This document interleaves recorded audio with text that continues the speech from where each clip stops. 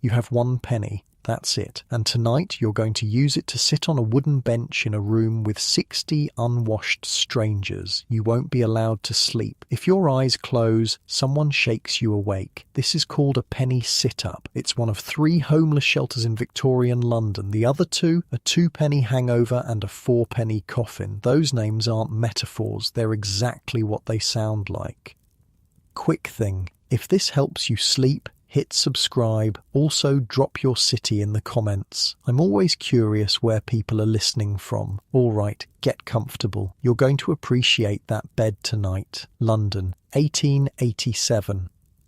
You're standing on a street corner in the East End and the fog is so thick you can barely see your own hand in front of your face. Not regular fog. This is different. It's yellow, brownish. It tastes like metal and coal smoke and it sticks to the back of your throat like something alive. The locals call it a pea super, which sounds almost cute until you realise it's killing people. Literally. The smoke from a million coal fires has mixed with the damp river air to create something that burns your lungs with every breath.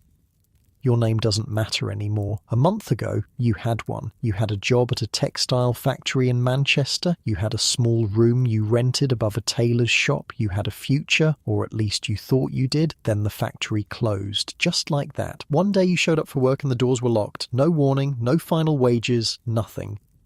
You spent the first week looking for other work. The second week, you pawned your good coat. The third week, you pawned everything else. And somewhere in the fourth week, you started walking toward London because someone told you there was work here. There isn't. Or if there is, it's not for you. You don't know anyone. You don't have references. Your clothes are falling apart. And every day, you look a little more like exactly what you are. Someone who's given up. The cold is the first thing you notice. It's November and the temperature has dropped to just above freezing, not quite cold enough to kill you outright, just cold enough to make every minute feel like an hour. Your feet are wet because your boots have holes in them and you've been walking through puddles of something you really hope is just rainwater mixed with mud. It's not, by the way. It's rainwater mixed with horse manure, human waste, and whatever else got dumped in the street that morning. Victorian London didn't exactly have a sophisticated sewage system. People threw things out of windows. Animals died in the gutters. The Thames itself was basically an open sewer, and when the wind blew the wrong direction, you could smell it from miles away. But you're not thinking about that right now. You're thinking about the penny in your pocket. 1 penny. You earned it this afternoon holding horses outside a pub while their owners went inside to drink. It took 3 hours, your fingers are still numb, and now you have a decision to make. See, a penny can buy you a lot of things in Victorian London. A cup of coffee from a street stall, a small meat pie that's probably more gristle than meat, a few pieces of day-old bread, or it can buy you something that sounds almost impossible, a night indoors. You've heard about the penny sit-up from other people on the streets. They talk about it the way prisoners might talk about a slightly less terrible cell. It's not good, everyone agrees on that, but it's dry. It's warmer than sleeping under a bridge. And most importantly, the police won't move you on in the middle of the night. Because that's the thing nobody tells you about being homeless in Victorian England. It's actually illegal. Under the Vagrancy Act of 1824, sleeping rough on the streets without visible means of support can get you arrested. 2 weeks of hard labour in prison, breaking rocks or picking apart old rope until your fingers bleed. The police don't always enforce it. Sometimes they look the other way. But they can enforce it whenever they want, and when winter comes and the city wants the streets looking tidy, they start rounding people up. So the penny sit-up isn't just shelter, it's protection. It's proof that you have somewhere to be. It's the difference between spending the night in a room full of other desperate people and spending the next 2 weeks in a cell.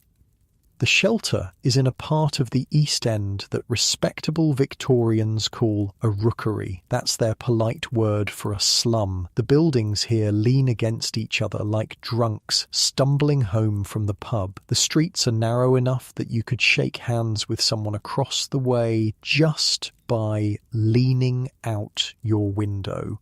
Not that anyone here has windows worth opening. You find the place by following the crowd.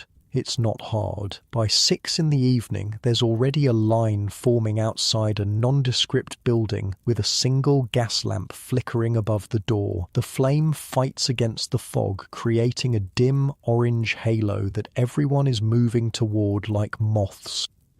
The people in line are mostly men. Old and young, though they all look old in the dim light. Their clothes are various shades of grey and brown, layered in ways that stopped making sense a long time ago. Some are wearing 3 shirts and no coat. Others have coats so patched and repatched that you can't tell what the original fabric was. Nobody's talking much. A few conversations happen in low mutters. Someone coughs. Someone else coughs back like they're communicating in some language of sickness. The fog muffles everything, turning the world into something half real. You take your place at the end of the line and wait. The man in front of you turns around. He's older than you, maybe 50, though it's hard to tell. Poverty ages people in ways that don't follow normal rules. His face is a map of broken blood vessels and sun damage, even though you suspect he hasn't seen actual sunlight in weeks. The fog doesn't leave room for sunshine. He looks at your boots, then at your coat, then at your face. First time? He asks. You nod. Thought so. You still got that look. What look? Like you think this is temporary. He turns back around before you can respond, which is probably for the best, because you don't know what you would have said anyway. The line moves slowly. People shuffle forward a few inches at a time. You can hear sounds from inside the building now. Movement, voices, the scrape of benches on stone floors. When you finally reach the door, there's a man standing there with his hand out. He's wearing something that might once have been a uniform. The Salvation Army runs this particular shelter, you've heard, and they take their work seriously, even if the conditions aren't exactly what you'd call Christian. Penny, he says. You fish the coin out of your pocket. It's warm from being pressed against your leg all day. You hand it over and he barely looks at it before dropping it into a box. No drinking, no fighting, no sleeping. You're out at 5 in the morning. No sleeping, you start to ask, but he's already looking past you to the next person in line. You're nobody. You're a penny. You're processed. Inside, the room is exactly what the Reverend George Edwards would later describe as the house of despair. And that description isn't poetic license, it's accurate. The room is large, or at least it feels large because there's nothing in it. No furniture, no decorations, no anything really. Just 4 walls, a stone floor and a ceiling that disappears into darkness above the reach of a single small oil lamp. The lamp provides just enough light to create shadows. It's like trying to illuminate a cathedral with a candle. Running down the length of the room are 4 long wooden structures. They're about 2 inches off the floor and sloped slightly upward toward the back. At first you think they're some kind of primitive bench, then you realise what they actually are. Pillows, wooden pillows. The idea is that you lie on the floor with your head on this wooden slant, and somehow that's supposed to be better than just lying flat on the stone. It's not, of course. It's terrible. But someone, at some point, decided this was the solution to a problem nobody asked them to solve. The floor is already filling up with bodies. Men are arranging themselves in rows, lying feet to feet in 2 double lines that run the length of the room. They've done this before. They know exactly how much space they're entitled to. About 6 feet by 2 feet. Enough to stretch out if you're lucky. Not enough to move without touching the person next to you. The smell hits you like a wall. Unwashed bodies. dozens of them. 60, you'll learn later, 60 men who haven't had a proper bath in weeks, months, some of them years. Not because they don't want to, but because there's nowhere to wash. No hot water, no soap, no privacy. The only bath most of these men see is when they get arrested and sent to the casual ward of the workhouse, where they're scrubbed with something that might be soap and might be industrial cleaning fluid. But the unwashed bodies are just the base note. Layered on top is the smell of tobacco smoke. Not good tobacco, not anything you'd recognise. They're smoking something called curbstone twist, which is exactly what it sounds like. Old tobacco chews picked up off the street, dried out, and smoked again. Some of them are smoking old cigar ends. Others are smoking tea leaves. Actual tea leaves, used, dried, and rolled into something that passes for a cigarette if you squint. Then there's the breath. Foul doesn't begin to cover it. These are people who haven't seen a dentist ever. Their teeth are rotting in their heads, their gums are bleeding, their mouths are ecosystems of bacteria that science hasn't even discovered yet. And underneath all of that, there's something else, something alive, lice. You can't see them yet, but you will. They live in the seams of clothes, breeding in the warmth between fabric and skin. They bite constantly. The itch becomes background noise after a while, they say, something you stop noticing, but right now, standing at the edge of this room, you notice everything. You find a spot near the wall. That's considered prime real estate, the old man from the line tells you as he settles in nearby. Against the wall, you can lean back. You can use the brick to support yourself when sitting up becomes too exhausting. Because that's the thing about a penny sit-up. The name is literal. You're paying for the privilege of sitting, not sleeping, sitting. There are monitors walking the room, men employed by the shelter to make sure nobody lies down and stays down. If they catch you sleeping, they'll shake you awake. First time, a warning. Second time, you're out, back on the streets, back to where the police can find you. The man next to you, the one from the line, is called Silas. He volunteers this information without you asking. In places like this, names are currency. They're the only thing some people have left to give. Silas has been living on the streets for 6 years. He used to be a clerk. Good penmanship, he says. Best in his office. Then his employer died, and the son who took over wanted his own people. Just like that, Silas was out. No references, no prospects. A slow slide that he's still sliding. The trick, he says, settling against the wall, is to learn how to sleep sitting up. Takes about a week. Your body fights it at first, wants to lie down, but eventually exhaustion wins. You learn to doze with your head on your arms. 20 minutes here, 30 minutes there. It's not real sleep, mind you, but it's something. Around you, the room is settling into its nighttime rhythm. Men are eating whatever food they've managed to scrape together during the day. There's no kitchen here, no stove, just a boiler in the yard outside where you can get hot water if you brought your own container. Most people carry tin cans tucked under their coats. They pour hot water over whatever scraps they have and call it soup. The conversations are low, quiet, exhausted. You hear fragments drifting past. Someone talking about a job that didn't work out, someone else talking about a wife who left or died or maybe just stopped existing in any meaningful way, someone talking about court dates and prison sentences and casual wards. The words blend together after a while. Misery spoken in the dull, hopeless undertone of people who've stopped expecting anything to change. Every now and then, someone laughs. It's a strange sound in this place, harsh, bitter, the kind of laugh that has nothing to do with happiness. The leaden weight of exhaustion and despair, Silas says, quoting something you don't recognize, is only lifted when a man is dead drunk. He's not drunk. Neither are you. Neither are most of the people here. Alcohol costs money, and money is what nobody has. The hours pass slowly. The small oil lamp flickers. Shadows jump and dance on the walls. You try to stay awake, but your body is fighting you. Your eyelids are heavy. Your head keeps dropping forward. Every time it does, you jerk awake, terrified that one of the monitors has noticed.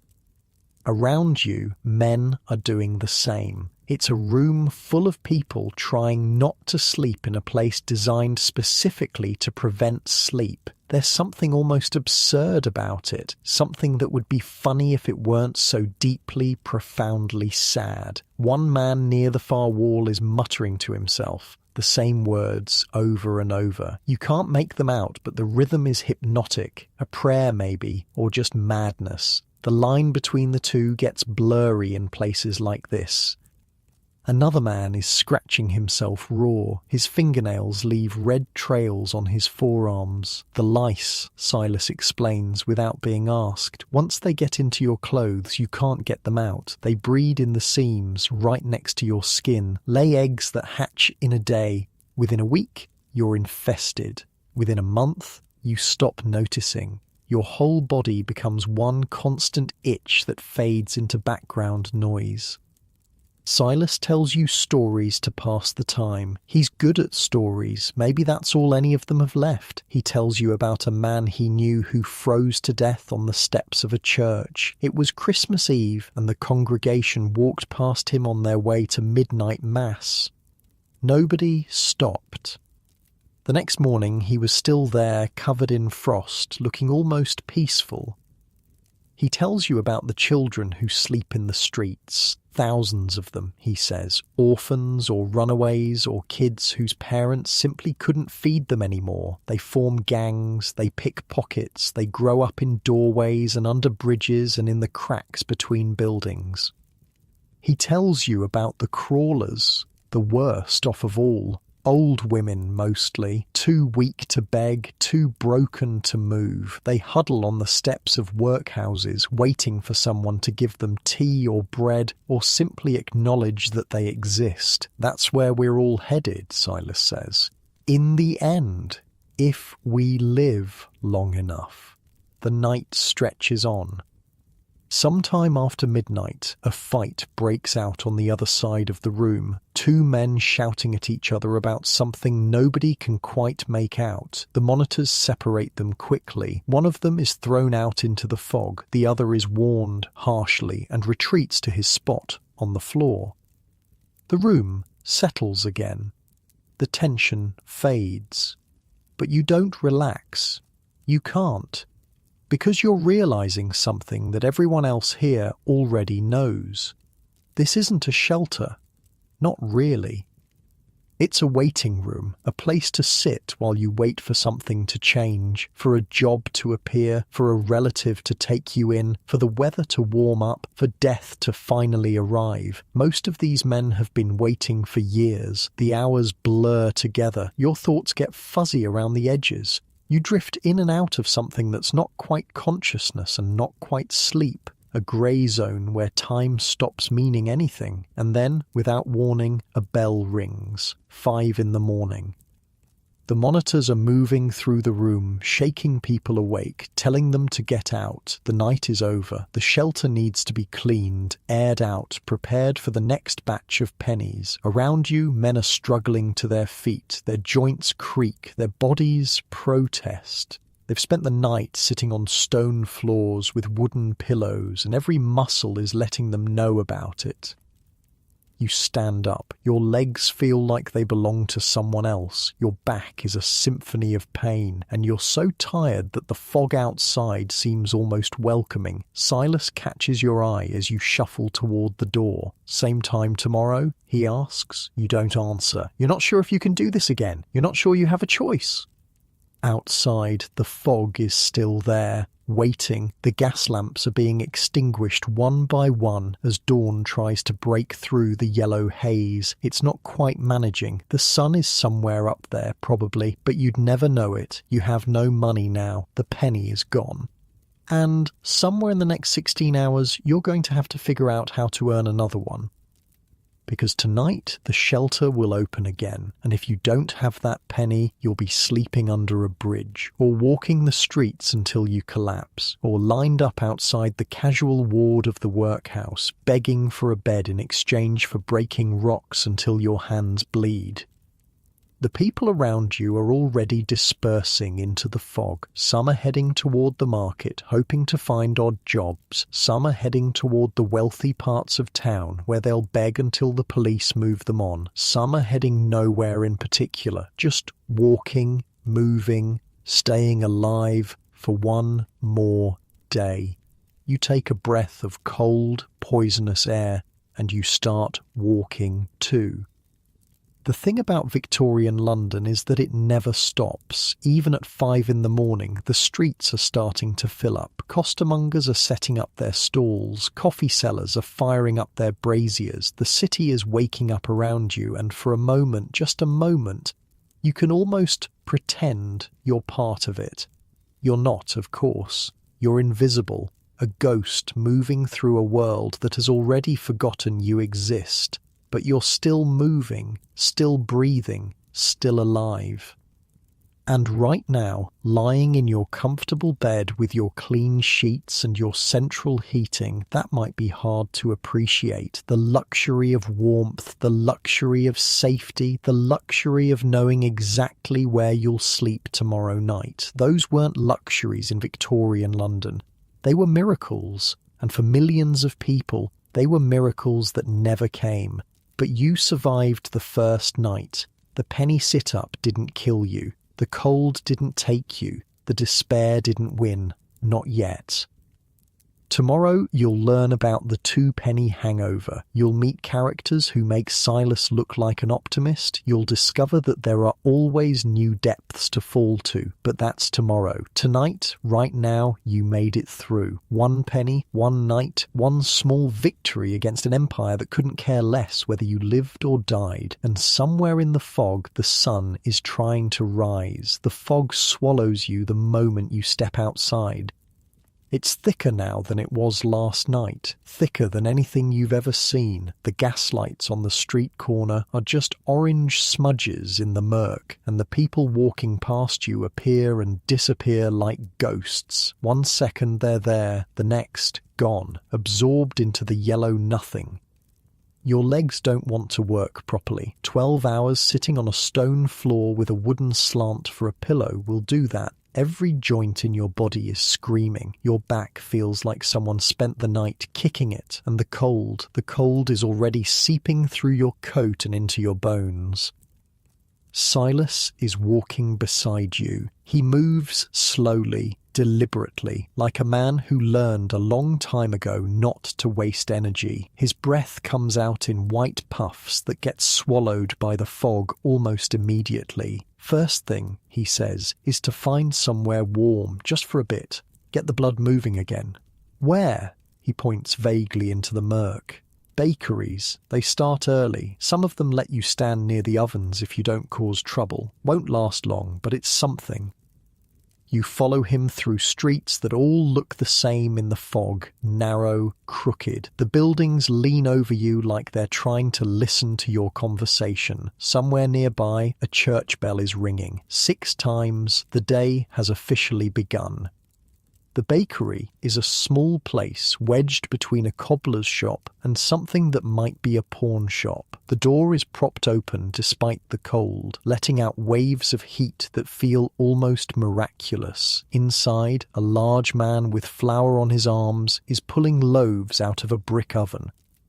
He sees you hovering at the doorway and doesn't say anything, just nods once, permission granted. You and Silas shuffle inside and press yourselves against the wall, as close to the oven as you can get without being in the way. The warmth is incredible. It seeps into your frozen fingers, your aching feet, the hollow spaces in your chest where the cold had set up camp. For a few minutes you just stand there and breathe. Other people drift in, a woman with 3 children clinging to her skirt, an old man with no teeth who keeps muttering about the weather, a boy who can't be older than 8, alone, his face streaked with dirt that might be permanent. Nobody talks to each other, everyone just stands and soaks up heat like flowers turning toward the sun.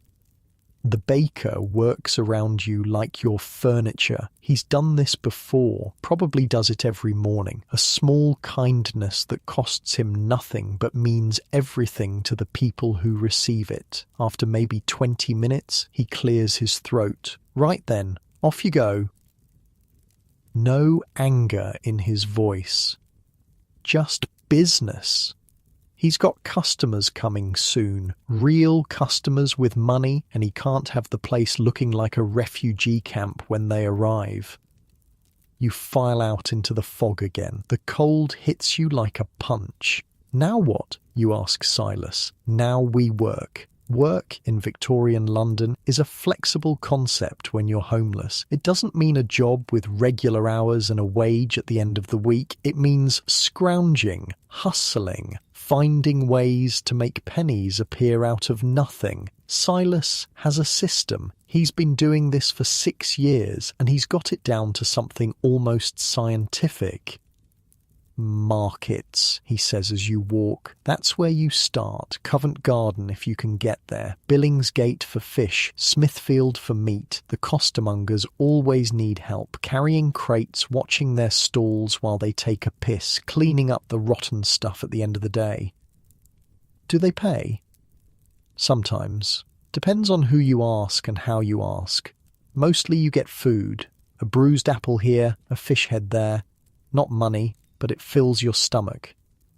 Your stomach. You haven't thought about it until now, but it's empty. Painfully empty. The last thing you ate was a piece of bread yesterday afternoon, and that was hours before the penny sit-up. What about holding horses, you ask? I did that yesterday. Pubs are good for that. So are the theatres if you can get close enough. The problem is competition. Everyone's doing it. You'll spend more time fighting for a spot than actually working.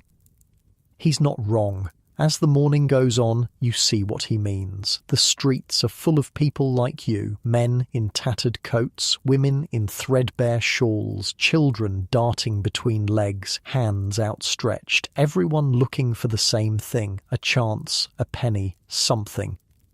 The fog starts to lift around mid-morning, though it never really goes away. It just gets thinner, paler, letting through a weak grey light that passes for daylight in November London. The buildings emerge from the murk like ships coming into port, tall, black with soot, windows reflecting nothing.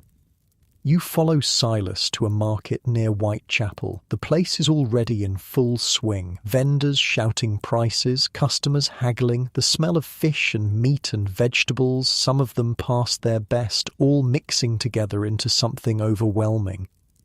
The costermongers work these streets like it's a battlefield. They've got their carts loaded with whatever they could buy cheap from the wholesale markets that morning. Apples with brown spots, fish that need to sell today or become cat food tomorrow, potatoes caked in mud because washing them would make them rot faster. A costermonger with a cart full of cabbages waves Silas over.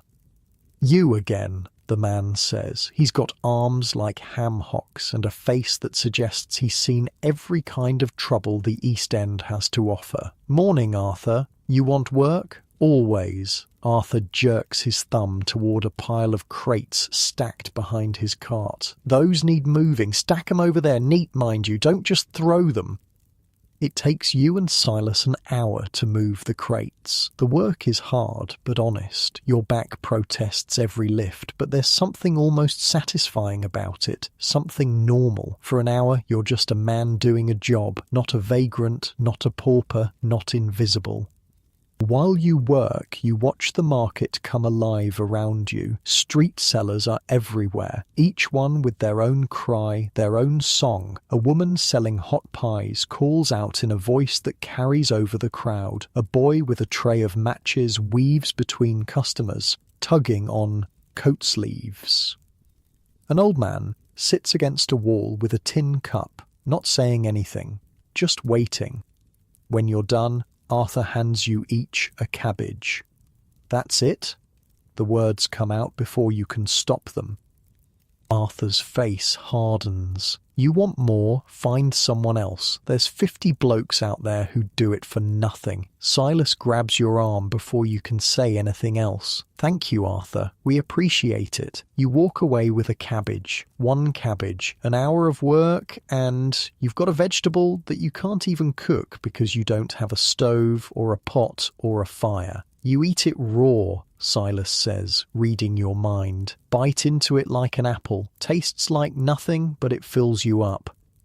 You bite into the cabbage. He's right. It tastes like nothing, but your stomach stops hurting quite so much, and right now, that's enough. The rest of the morning is more of the same. You hold a gentleman's horse outside a coffee house for 10 minutes and get a halfpenny. You help an old woman carry her shopping basket up a flight of stairs and get a stale roll. You stand outside a church when the congregation leaves and get nothing at all, just suspicious looks and one man who threatens to call a constable. There's a constable on the corner of Commercial Street, and Silas steers you away from him without a word. The police in this part of London know the homeless by sight. They know which ones cause trouble and which ones just want to survive. But that doesn't mean they won't arrest you if they're having a bad day or if some shopkeeper complains.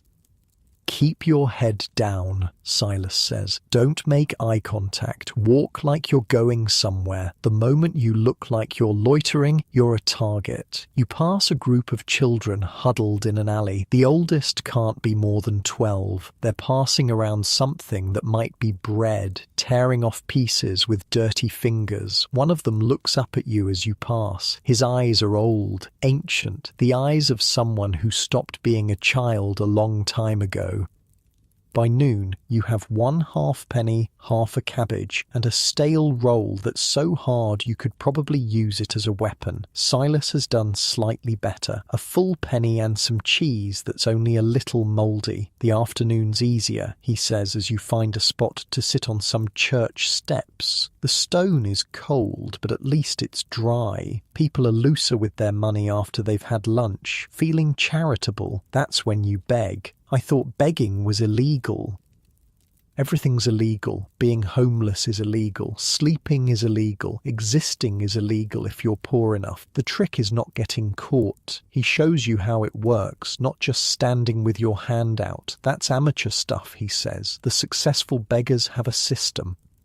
First, you need a pitch. A story, something that explains why a respectable-looking person has fallen on hard times. Silas's story is that he was a clerk whose employer died. It's true, which helps. The truth is always easier to tell convincingly. Second, you need a location, somewhere with foot traffic but not too much police presence. The residential streets in the nicer neighbourhoods are good. People there have money and guilt in equal measure. Third, you need patience. Most people will walk past without looking at you. Some will look and walk faster. A few will stop. An even smaller few will actually give you something. Don't be aggressive, Silas warns. Don't follow people. Don't touch anyone. The second you look threatening, you're done. Either someone calls a constable or they beat you themselves.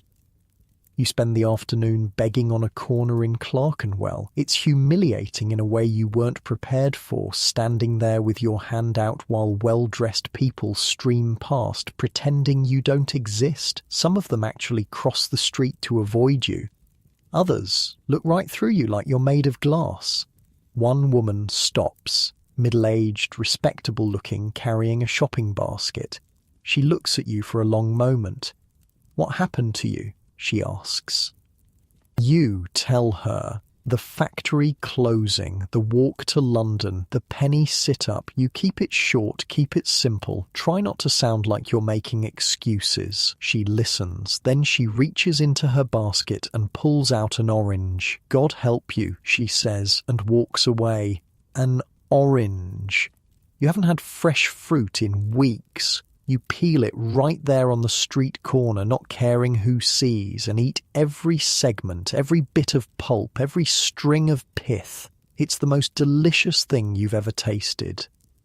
By late afternoon, you've made another penny from begging. Combined with the halfpenny from the morning, you've got a penny and a half. Not enough for a penny sit-up and food, just enough for the sit-up alone. But Silas has another idea. You've got enough for a 2-penny hangover, he says. If you pool your money with mine. What's the difference? He grins, and it's not a pleasant expression. You get to sleep. Sort of. The 2-penny hangover is in a different part of the East End, down a side street that gets narrower and darker as you walk. The buildings here are older, more decrepit. Some of them look like they might collapse if you leaned against them too hard. The shelter itself is in a basement. You go down a flight of stone steps, worn smooth by thousands of feet, and through a door that hangs crooked on its hinges. Inside, it's warmer than outside, but not by much. The room is long and low, with a ceiling so close you could touch it if you stood on tiptoe. Wooden benches run the length of both walls, and sitting on those benches are maybe 40 people, men mostly. A few women huddled together at one end. But here's the thing that catches your eye. Running from wall to wall about chest height is a rope, a thick hemp rope strung tight, suspended over the benches like a clothesline. That's what you're paying for, Silas says. You don't understand at first, then you see how the others are positioned. They're sitting on the benches, but they're leaning forward, draping their arms over the rope, resting their weight against it. Some of them are already asleep, held upright by the rope pressing into their chests. You lean on it, Silas explains, keeps you from falling off the bench when you doze off. It's not comfortable, but you can actually sleep. Better than the sit-up. You hand over your pennies at the door and find a spot on the bench. The wood is rough and cold against your legs. The rope is rough too, scratchy against your arms as you drape yourself over it. Around you, people are settling in for the night. The smell is familiar now. Unwashed bodies, stale tobacco, the particular mustiness of clothes that have been wet and dried and wet again without ever being washed. A man to your left is already snoring, his head lolling to one side, the rope digging into his armpits. A woman across the room is crying quietly, her face buried in her arms. Next to her, an older man is mumbling something that might be a prayer or might just be the sounds that lonely people make when they've forgotten how to talk to anyone but themselves. The man who cut the rope to wake everyone this morning is different from the monitors at the penny sit-up. They call him the valet, which is a joke. A valet is supposed to help you get dressed, brush your coat, make sure you look respectable. This valet's only job is to drop you on your face at 5 in the morning. There's a trick to it, Silas says, taking the spot next to you. Don't fight the rope. Let it hold you. Relax into it. Your body figures out the rest. You try, you drape yourself over the rope and let your muscles go slack. The hemp digs into your chest, your arms. It's uncomfortable in a dozen different ways, but you're so tired, so bone-deep exhausted from walking and working and worrying and not sleeping. A young man settles onto the bench across from you. He's got a fresh bruise blooming on his cheek and a cut above his eye that's still seeping. What happened to you? Silas asks. The young man shrugs. Tried to sleep under Blackfriars Bridge. Some other blokes didn't appreciate the company. You fight back? Tried to. Didn't go well. That's the other thing about being homeless that nobody talks about. The violence. It's everywhere. People fighting over spots, over scraps, over nothing at all. The desperation turns some men into wolves. And when you've got nothing left to lose, you stop caring about the consequences of throwing a punch. Sleep comes in fragments. 20 minutes here, 30 minutes there. Every time you shift position, you wake up. Every time someone coughs or snores or cries out in their dreams, you wake up. But it's more than you got last night. It's something. The hours blur together. At some point, a fight breaks out near the door. Two men arguing over a spot on the bench. One of them throws a punch, the other goes down. The people running the shelter drag them both outside. Nobody else reacts. This is normal. This is just another night. Sometime after midnight, a drunk stumbles in. He's got money somehow, enough to pay for a spot, but he can't figure out how the rope works. He keeps trying to lie down on the bench and sliding off. Eventually, he just curls up on the floor in the corner and nobody stops him. The woman who was crying earlier has stopped. She's asleep now, or maybe just silent. In the dim light, you can't tell the difference. You think about your life before, the factory, the room above the tailor's shop, the small pleasures you used to take for granted, a hot meal, a real bed, a door you could lock against the world, that life feels like it belonged to someone else, a character in a story you read once and can barely remember. This is your life now, ropes and benches and the smell of 60 strangers, fighting for pennies, eating raw cabbage, watching your hands turn red and cracked from the cold.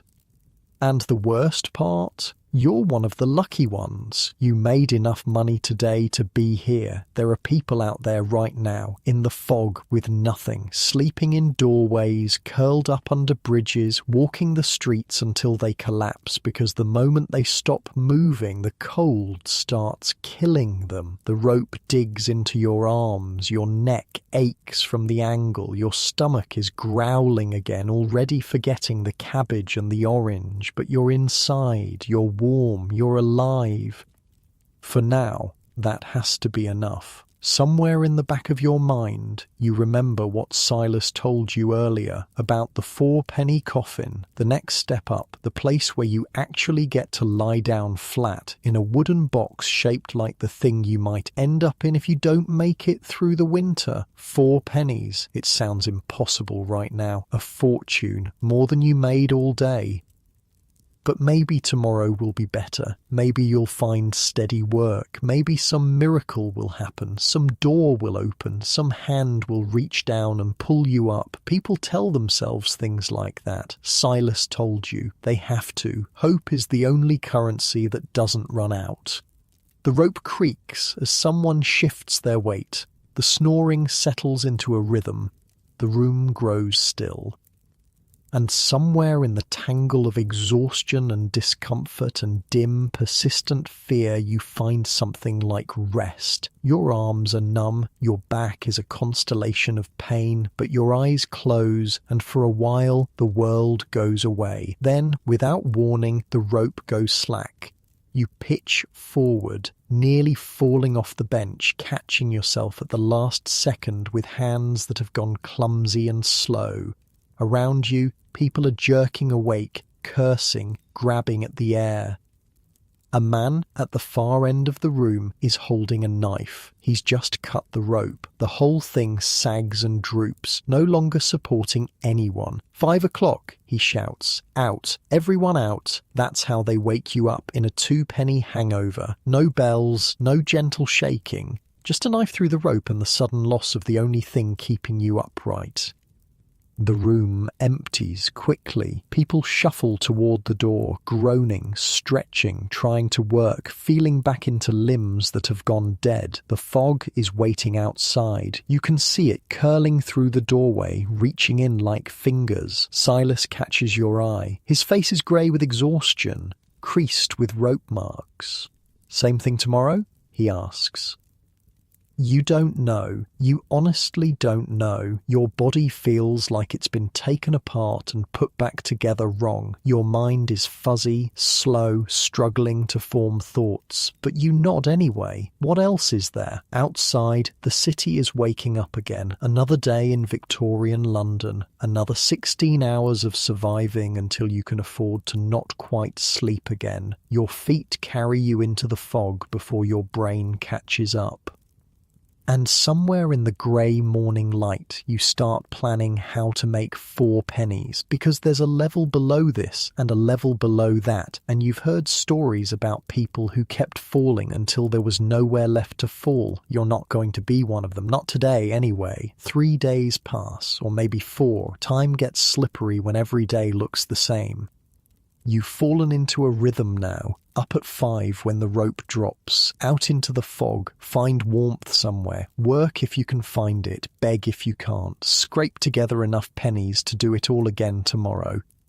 Silas is still with you. He's become something like a friend, though friendship means something different out here. It means someone who won't steal your boots while you sleep, someone who'll watch your back in a crowd, someone who knows where to find hot water and doesn't mind sharing the information. Today is different, though. Today, Silas is sick.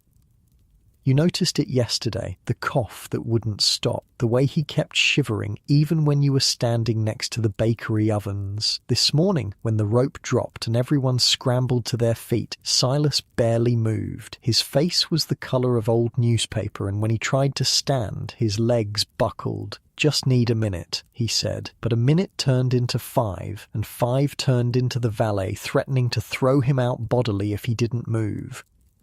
Now you're sitting on the steps of a church in Spitalfields, and Silas is leaning against the wall like he might slide down it at any moment. His breathing sounds wrong, wet, like there's something in his lungs that shouldn't be there. "You need a doctor," you say. He laughs, which turns into a coughing fit that leaves him gasping. With what money? There must be somewhere, a hospital, a charity, something. There's the workhouse infirmary. They'll take you if you're dying. Problem is, once you go in, you might not come out. The workhouse. You've heard stories. Everyone has. The places where the desperate go when they've run out of options. Where families get split up. Husbands from wives. Parents from children.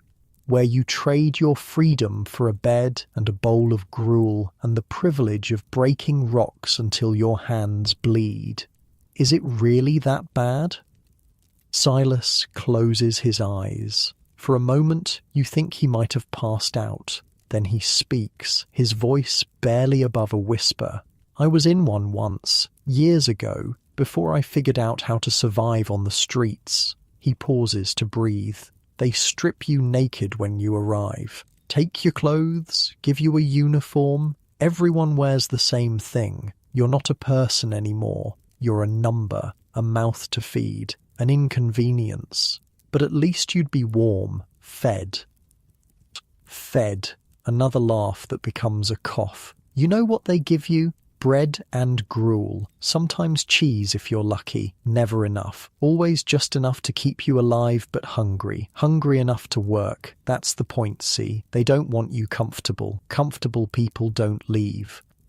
A woman walks past the church steps, well-dressed, probably heading to morning prayers. She glances at the two of you and quickens her pace. You've become invisible again, part of the scenery, something respectable people step around. "The work," Silas continues, "that's the real punishment. Picking oakum until your fingers are raw, breaking stones until your back gives out. Pointless work, work designed to break you down, not build anything up." Why pointless?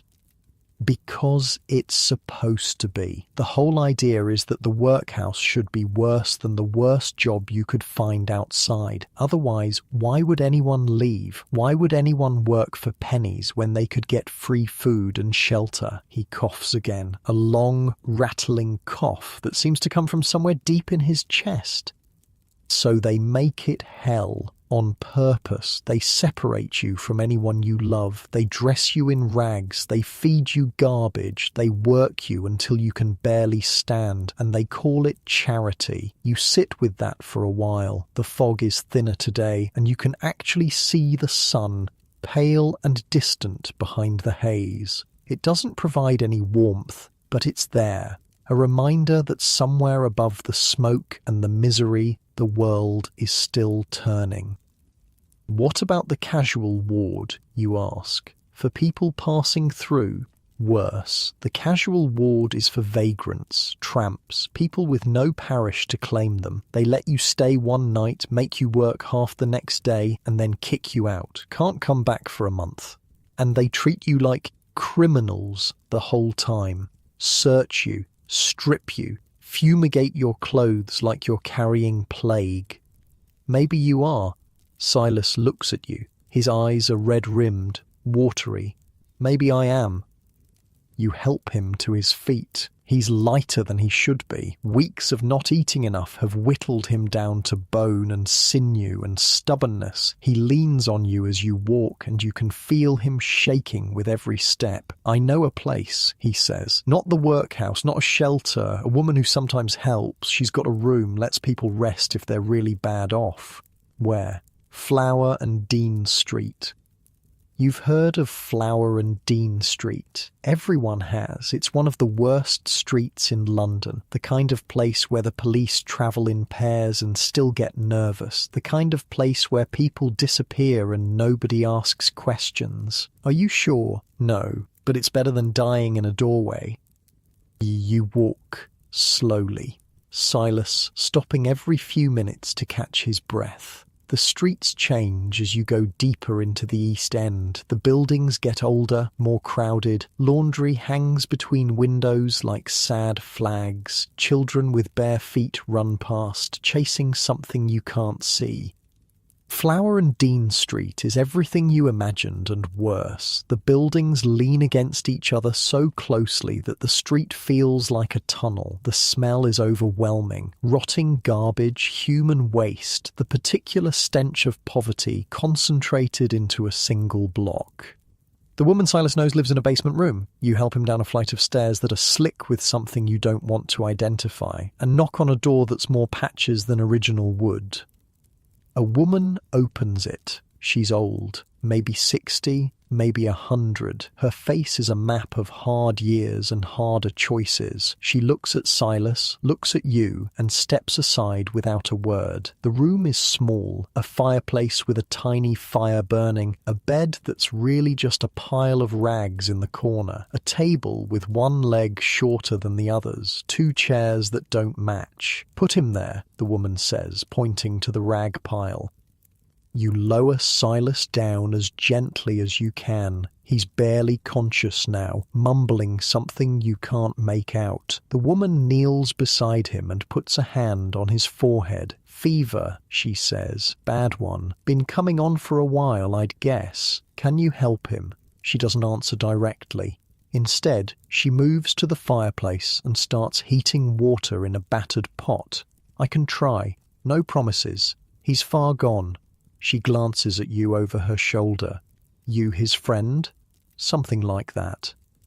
Then you should probably go. Nothing you can do here. Come back tomorrow if you want to know if he made it. You hesitate. It feels wrong to leave him, but she's right. There's nothing you can do except get in the way, and staying here means you won't be out there earning the money you'll need for tonight. Thank you, you say. Don't thank me yet. Thanking's for after. You climb back up the stairs and into the dim light of Flower and Dean Street. The fog is rolling in again, thick and yellow, turning the afternoon into twilight. And now you're alone, really alone. For the first time since that first night in the penny sit-up. No Silas to show you where to go, what to do, who to avoid. Just you and the city, and the growing certainty that you need to find somewhere to sleep tonight.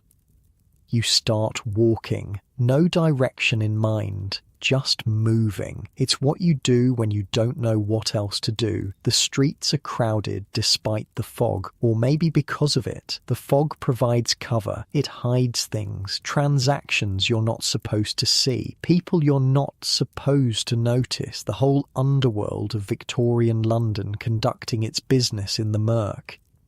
A man is selling something from a cart. Hot potatoes, he's calling out. A penny each. The smell hits you and your stomach clenches with want. But you only have 1 penny, and that penny is for tonight. You keep walking. A group of children runs past, chasing a dog that's got something in its mouth. Food, probably. They're laughing, but there's an edge to it. Competition. The dog gets away, disappearing into an alley too narrow for the kids to follow. Their laughter stops. They disperse, looking for the next opportunity. You're halfway down a side street when someone bumps into you. Hard. A man, about your height, moving fast. He mutters an apology and keeps going. It takes you 3 steps to realize your pocket feels lighter. The penny, the 1 penny you had left, gone. You spin around, but the fog has already swallowed him. He could be anywhere, everywhere, nowhere. The street is full of people who all look the same in this lie, and none of them are stopping to help you find a pickpocket. Silas warned you about this. First day, he told you to keep your money in your boot, not your pocket. But you were tired this morning, and you forgot, and now you've got nothing. Nothing. The word sits in your stomach like a stone. You stand there for a long moment, people flowing around you like water around a rock. Your mind is blank, empty. What do you do when you have nothing, when there's no next step, no plan, no safety net? A woman's voice cuts through the fog. You look lost. She's standing in a doorway, young, maybe your age, maybe younger. Hard to tell. She's got a shawl wrapped around her shoulders and eyes that have seen too much. Got robbed, you say. Your voice sounds strange, distant. Happens, she shrugs. This street's famous for it. They call it the worst street in London. Probably true. I had 1 penny. Just 1. 1 penny's not nothing. 1 penny's shelter or food. 1 penny's the difference between sleeping inside and sleeping under a bridge. She pauses. How long you been on the streets? A week, maybe more. Still counting days. That's new. She looks you up and down. You're going to need to find another penny before nightfall, or find somewhere that doesn't cost money. Is there somewhere like that? There's always somewhere. Question is whether you're willing to pay the other price. You don't ask what she means. You're not sure you want to know. She tells you her name is Mary. She's been living on Flower and Dean Street for 2 years, which in this neighbourhood makes her practically an old-timer. She knows the streets, the people, the rhythms of survival. Most people don't last that long, she says, walking beside you now. They either find a way out or they find a way down. Down's easier, most of the time. Down means giving up, stopping the fight, letting the streets take you. What does that look like? Different things. Drink for some. They spend whatever they get on gin and forget they're miserable for a few hours. Then they wake up worse than before. Do it again. Eventually their bodies give out. She pauses at a corner, checking both ways before crossing. Habit. For others, it's just stopping. They sit down somewhere and don't get back up. You've seen the crawlers, probably. Old women mostly. Too tired to beg anymore, too weak to move. They just sit on steps and wait for someone to give them tea. You have seen them, huddled shapes on workhouse steps, barely distinguishable from bundles of rags. You didn't know they had a name. How do you avoid it, you ask? Going down? Mary doesn't answer for a long time. You walk in silence through streets that are getting darker as the afternoon wears on. You don't, always, she finally says. Some days you're closer to the edge than others. Some days you think about how easy it would be to just stop. But then morning comes and you're still here, and you figure if you made it through the night, you might as well see what the next day brings. That's not very hopeful. Hope's expensive. I can't afford it. There's a mission up the road, she says. Salvation Army. They'll give you soup and bread if you sit through a sermon. No money required, just your soul. She smiles, but there's no humour in it. After that, you've got options. There's a shelter on Shepherd Street that costs a penny.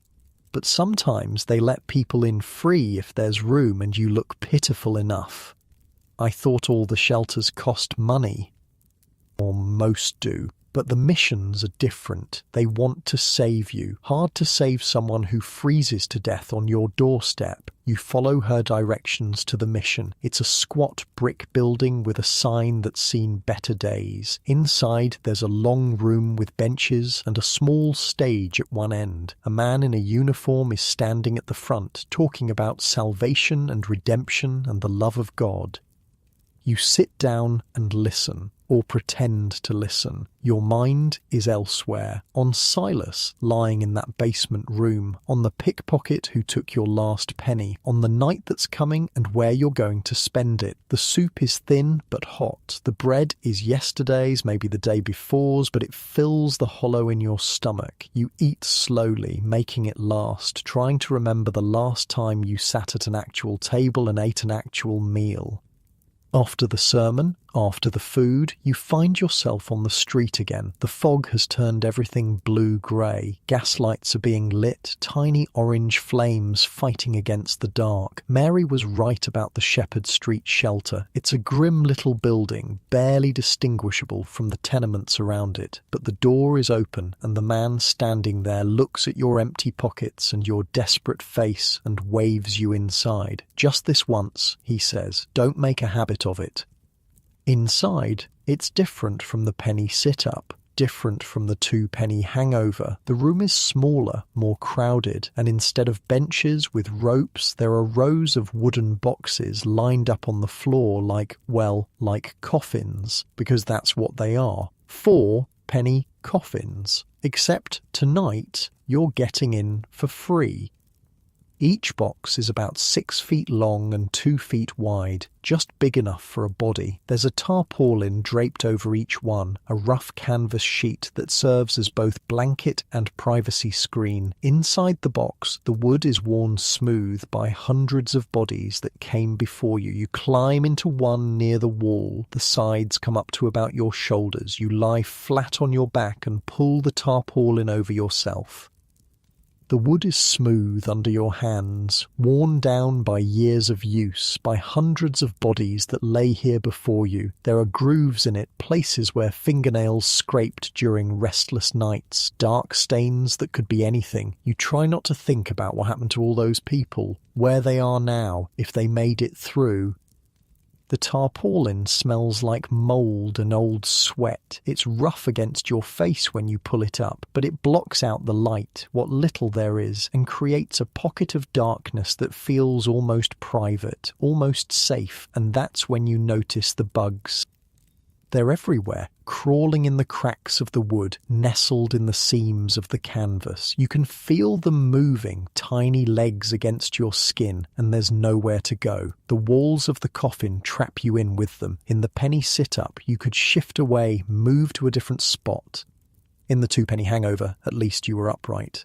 But here, in this box, you're lying down in their territory. You came to them. The man next to you sees you flinch. "First time in a coffin?" he asks. Yes, the bugs are the worst part. Well, not the worst, but bad. They bite all night. You get used to it, sort of. Your skin stops reacting after a while, just becomes background noise. Does anything help? Prayer, maybe, if you believe in that sort of thing. He shifts in his own coffin, the wood creaking. Some people say if you keep perfectly still, they leave you alone, but that's rubbish. They'll find you no matter what. Might as well get comfortable. Comfortable. That's a strong word for lying in a wooden box while insects eat you alive. But he's right about one thing. The coffin is warm. Warmer than the benches, warmer than the rope. Your body heat gets trapped by the tarpaulin, creating a pocket of air that's almost tolerable. Almost. You lie there in the dark, listening to the sounds around you, coughing, snoring, the scratch of fingernails against skin as people try to fight off the insects they'll never beat, someone crying softly like they're trying not to be heard, someone else praying, the same words over and over, a rhythm that becomes meaningless after a while. The ceiling is too low to see, just darkness pressing down on you. The walls are too close, hemming you in. For a moment you feel panic rising in your throat. The box really is like a coffin. You're lying in your own grave, surrounded by the dying, waiting for your turn. But the panic passes. It has to. There's nowhere for it to go. You think about Silas, wondering if he's still alive, wondering if you'll ever see him again. He saved your life in his way, showed you how to survive when you didn't know the first thing about it, and now he's lying in a basement room on Flower and Dean Street, fighting something you can't help him fight. You think about the factory in Manchester, the life you used to have. It feels like someone else's memory now, like a book you read once and can barely remember. You think about tomorrow, another day of scrounging for pennies, another day of being invisible, another day of survival. The bugs keep biting. The man next to you starts snoring. Someone near the door is talking in their sleep, having a conversation with someone who isn't there. And somewhere in the middle of all that noise, all that discomfort, all that quiet desperation, you fall asleep. Real sleep. Deep sleep. The kind you haven't had since before the factory closed. The coffin holds you, the tarpaulin covers you, the bugs feast on you, but you sleep. When morning comes, there's no rope to cut, no valet with a knife, just a bell ringing, distant and tinny, and the slow shuffle of bodies climbing out of their boxes. You sit up, your whole body itches, red welts cover your arms, your neck, anywhere the bugs could reach, but you're rested, actually rested. For the first time in a week, your mind feels clear. You climb out of the coffin and join the shuffle toward the door. There's tea and bread waiting. Actual tea, hot and strong. Actual bread, not quite stale. The price of a 4-penny coffin includes breakfast. You eat standing up, watching the other coffin dwellers file past. They look like corpses themselves. Grey skin, hollow eyes, clothes that hang off bodies too thin to fill them. But they're alive. They made it through another night, and so did you. Outside, the fog is waiting, always waiting. The city emerges from it slowly, like something surfacing from deep water. You've got no money, no plan, no Silas to guide you, but you've got daylight. You've got your health, more or less. You've got one more day to figure this out. And somewhere on Flower and Dean Street, there's a basement room where your friend might still be breathing. You start walking. The basement room on Flower and Dean Street smells like sickness. You stand at the bottom of the stairs, hesitating. The door is open a crack, letting out a thin line of light and that smell, sweat and something worse, something you don't want to name. The old woman appears in the doorway before you can knock. He's alive, she says. Barely. Come in if you're coming. Silas is lying where you left him, on the pile of rags in the corner. His eyes are closed, his breathing shallow. The fever has done something to his face, hollowed it out, made him look 20 years older than he did yesterday. Has he eaten anything? Broth, a little. He keeps most of it down. She's stirring something in a pot over the small fire. Fever's still high, but it hasn't gone higher. That's something. You kneel beside him. His skin is hot to the touch, dry, papery. His lips are cracked. He looks like he's already halfway gone. Silas, it's me. His eyes flutter open. They're glassy, unfocused, but after a moment they find your face. You came back, he says. His voice is a whisper. Said I would. Most people don't. He tries to smile. It doesn't quite work. How was the night? Got a coffin, free even. Someone at the mission took pity on me. The bugs? Bad. They're always bad. He closes his eyes again. Give me a few days. I'll be back on my feet. We'll find work. Real work this time. I know a man who knows a man. You don't say anything. You've heard this before. Everyone on the streets knows a man who knows a man. The work never comes. The old woman hands you a cup of tea. Actual tea. Hot and strong. You don't ask where she got it or what it cost her. He needs rest, she says. Rest and warmth and food, things that cost money. I know. You got any? No. She nods like she expected that answer. There's work at the docks sometimes, casual labour. They take anyone who shows up early enough, pays poor, but it's something. Where? St. Catherine's. Be there before dawn. Line up with the others. If the foreman likes your face, you work. If he doesn't, you try again tomorrow. You finish the tea and stand up. Silas has drifted off again, his chest rising and falling in that shallow rhythm. "Thank you," you say, "for taking care of him. Don't thank me, pay me when you can. That's how it works down here." You climb the stairs and step out into the morning. The fog is thinner today, pale grey instead of yellow. You can actually see the sun, weak and distant, trying to burn through. St. Catherine's Docks. Before dawn. You file the information away and start walking.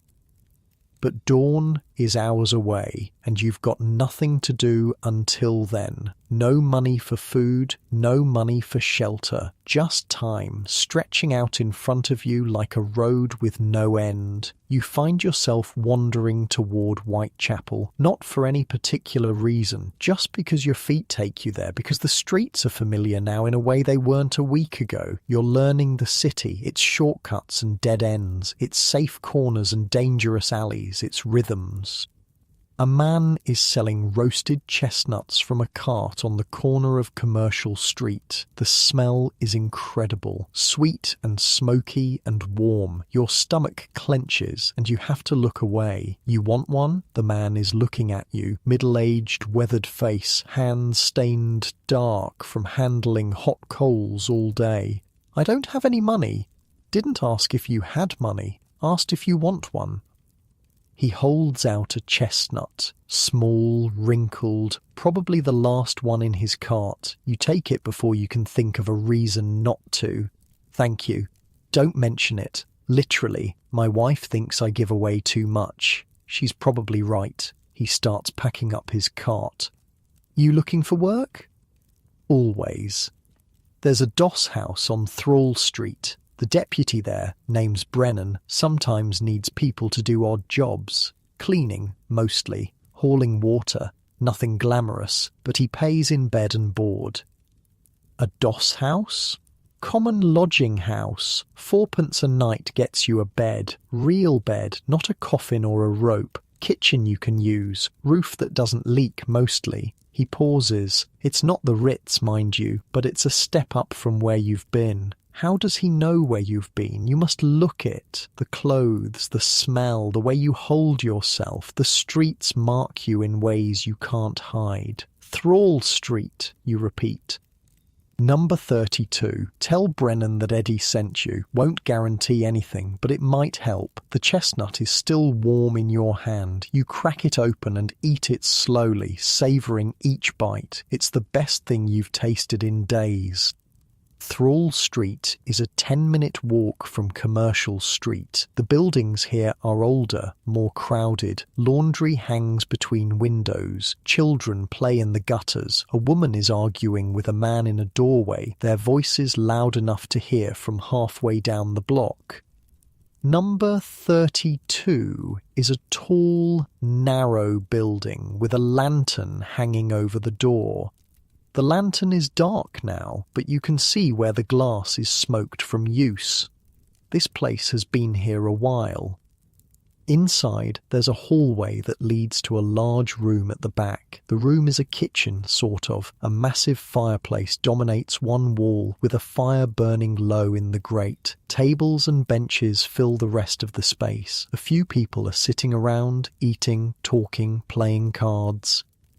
This is different from the shelters. You can feel it immediately. Those places were way stations, somewhere to survive the night and move on. This place has a sense of permanence. People live here. They have regular spots at the tables, regular places in the kitchen. It's a community of sorts. A woman is cooking something on a pan over the fire. Bacon, by the smell of it. She's got her own pan, her own fork, her own little space carved out of the communal chaos. Nobody bothers her. Nobody tries to take her spot. There are rules here, unwritten but understood. Another man is sitting in the corner, mending a shirt with a needle that's clearly seen better days. His fingers move quickly, practiced. He's done this before, probably hundreds of times. The shirt is more patches than original fabric now, but he keeps working at it because what else is he going to do? A man behind a counter looks up when you enter. He's got a face like a bulldog and arms that suggest he doesn't need help removing troublemakers. Looking for something? Brennan, Eddie sent me, said you might have work. The bulldog face doesn't change expression. Eddie talks too much. What can you do? Anything. Carry things, clean, whatever you need. Can you read? The question surprises you. Yes. Right? Yes. Most of the people who come through here can't do either. That makes you valuable. He scratches his chin, thinking. Come back tomorrow morning. Early. I might have something for you. I don't have anywhere to stay tonight. He looks at you for a long moment, sizing you up, deciding something. Kitchen's open all night, fire's always burning. You can sit there until morning. Don't cause trouble. Don't steal anything. Don't bother the paying customers. Thank you. Don't thank me. You're not getting a bed. You're getting a warm place to sit. There's a difference. There is a difference. You know that now. The hierarchy of homelessness has levels you didn't know existed when you started. At the bottom, sleeping on the streets, exposed to weather and police and anyone who wants to hurt you. Then the penny sit-up, where you can't even close your eyes without someone shaking you awake. Then the 2-penny hangover, leaning on a rope like a scarecrow, dropping when they cut you loose at dawn. Then the 4-penny coffin, lying flat in a wooden box while bugs crawl over your skin. And above all of them, the common lodging house, a real bed, a kitchen, a place to exist as something other than a victim. 4pence a night sounds like a fortune right now, but it's the goal, the thing to work toward. You find a spot at one of the tables, away from the fire but close enough to feel its warmth. The room fills up as the evening goes on, men and women drifting in from the streets, paying their 4pence, heading upstairs to the dormitories. Some of them eat first, others just collapse into bed. The conversations around you are different from the shelters too. In the penny sit-up, people talked about survival, where to find food, where to avoid police, the basic mechanics of not dying. Here, people talk about life, gossip about neighbours, complaints about work, stories that have nothing to do with homelessness. A woman sits down across from you. She's older, maybe 50, with grey hair pulled back in a tight bun. Her clothes are worn but clean, respectable almost. New here? She asks. Just for tonight. Brennan's letting me sit in the kitchen. Brennan's softer than he looks. Don't tell him I said that. She pulls out a piece of bread and starts eating. What's your story? Everyone wants to know your story. It's currency down here. The way you explain yourself, the reason you give for being where you are. You tell her the short version. Factory closed, walked to London, fell through the cracks. She nods like she's heard it before. Probably has.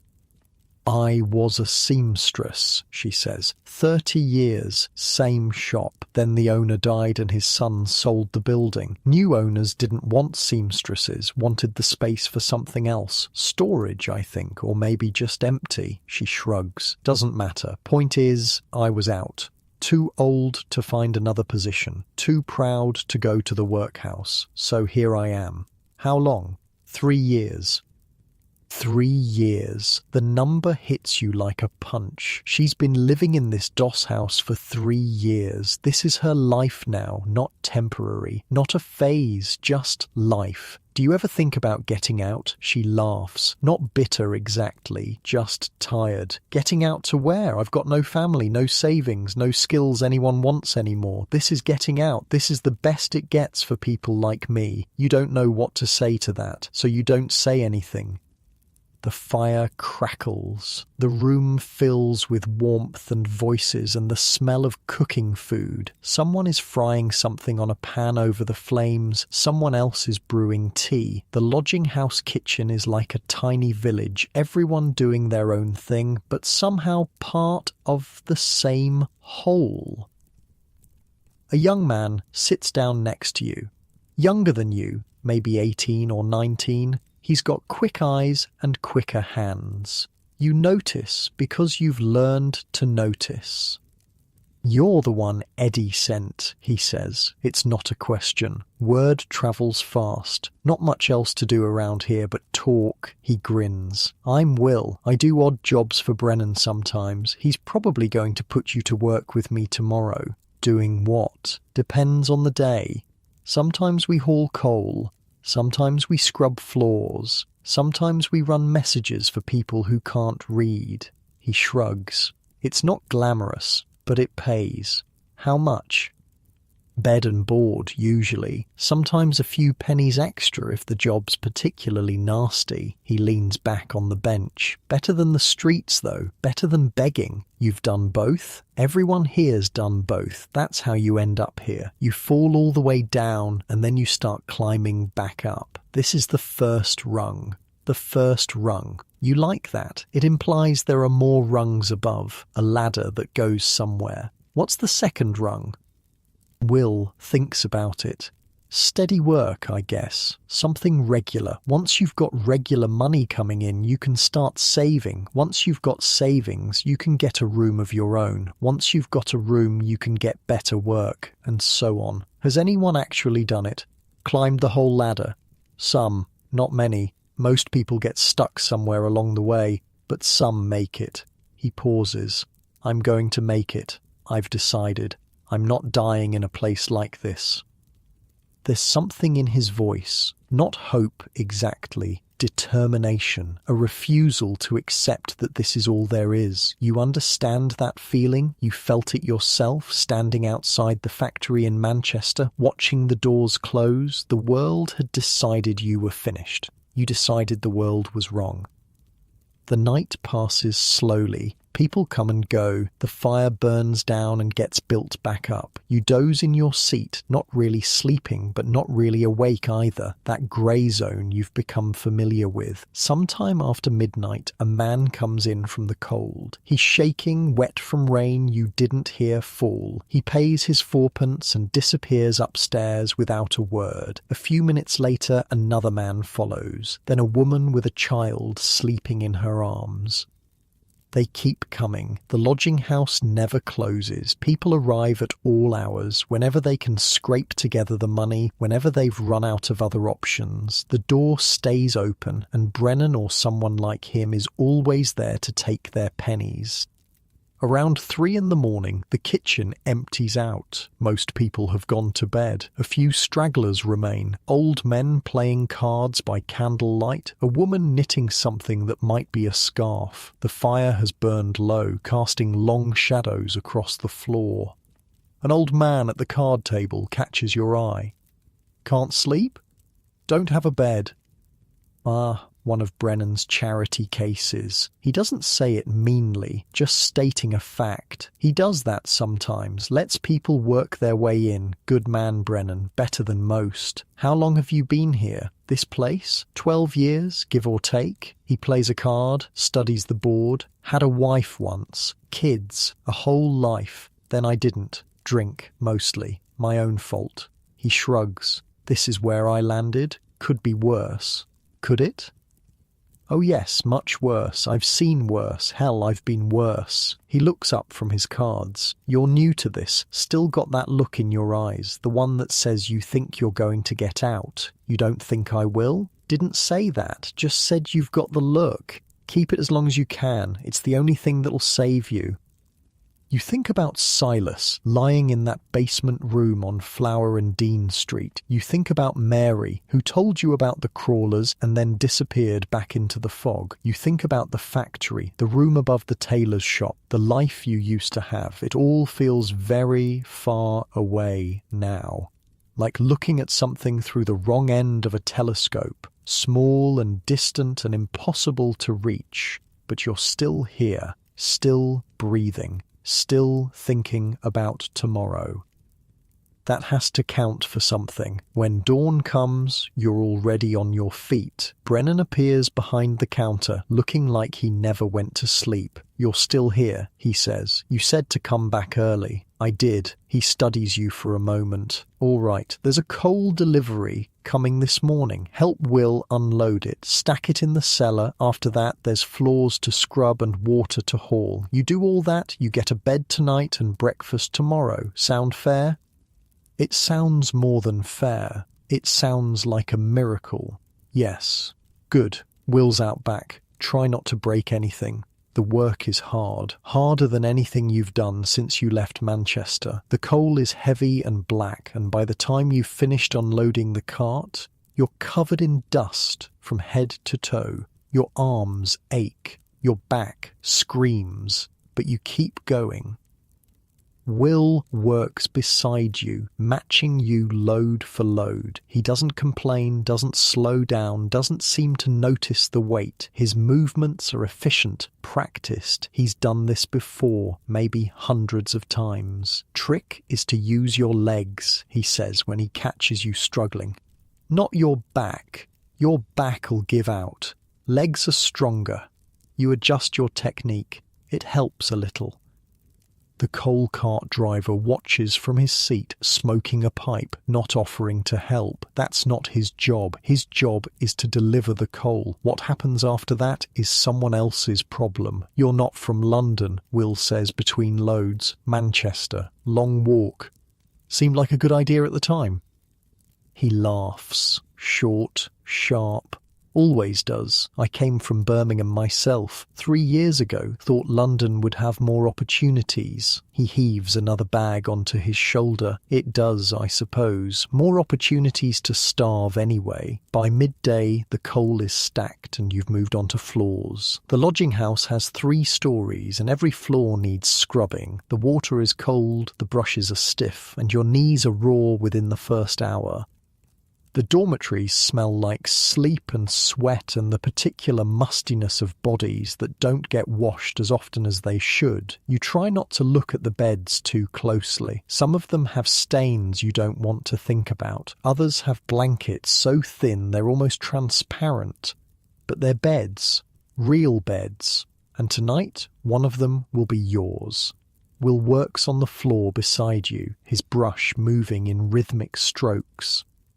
"There's a trick to this too," he says. "Don't scrub in circles. Go back and forth with the grain of the wood. Gets the dirt out faster. You adjust your technique again. The floor starts to look cleaner. How long have you been doing this, you ask? Working for Brennan? About 8 months. Before that, I was in the coffins, like you. Before that, I was under a bridge with a piece of canvas for a roof." He shrugs. "You work your way up. That's the only way out.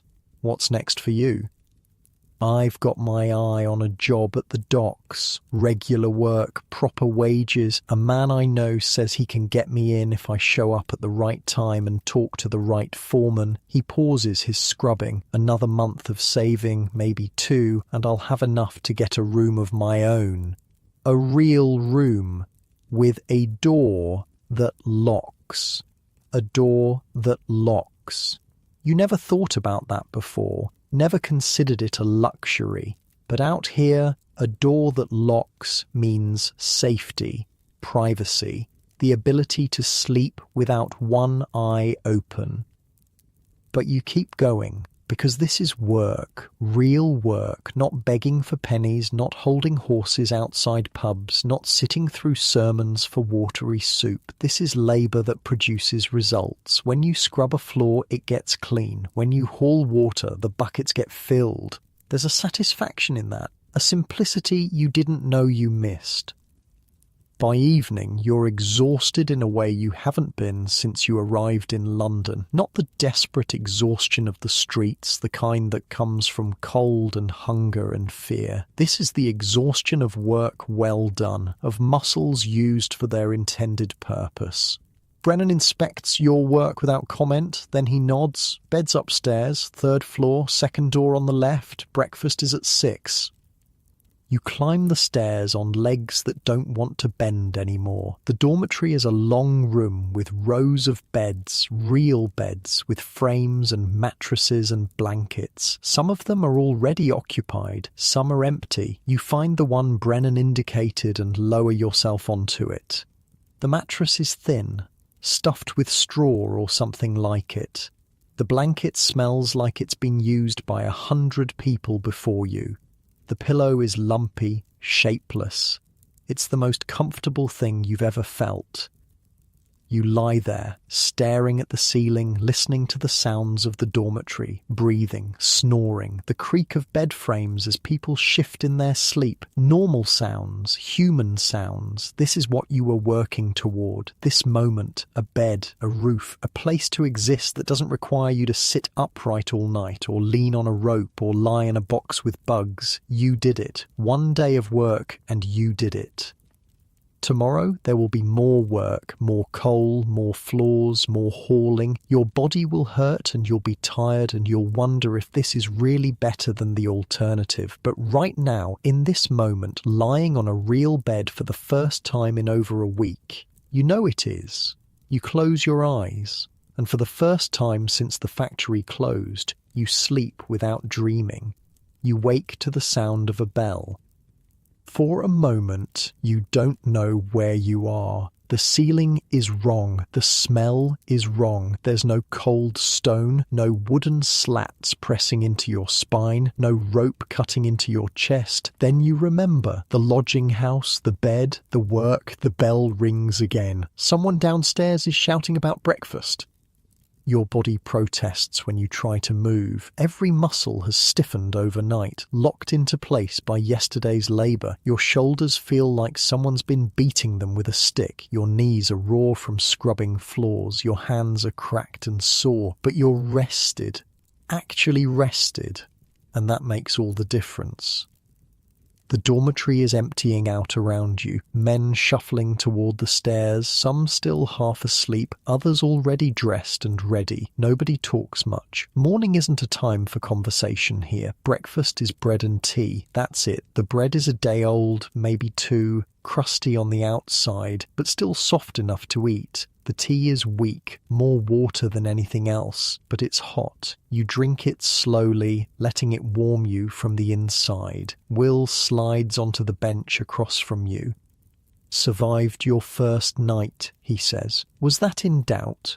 Always is. Some people can't handle the dormitories. Too many bodies, too much noise. They'd rather be outside where it's quiet. He shrugs. Takes all kinds. Brennan appears at the counter. "Same as yesterday," he says, looking at you. "Coal's coming at 7. After that, I need someone to run messages."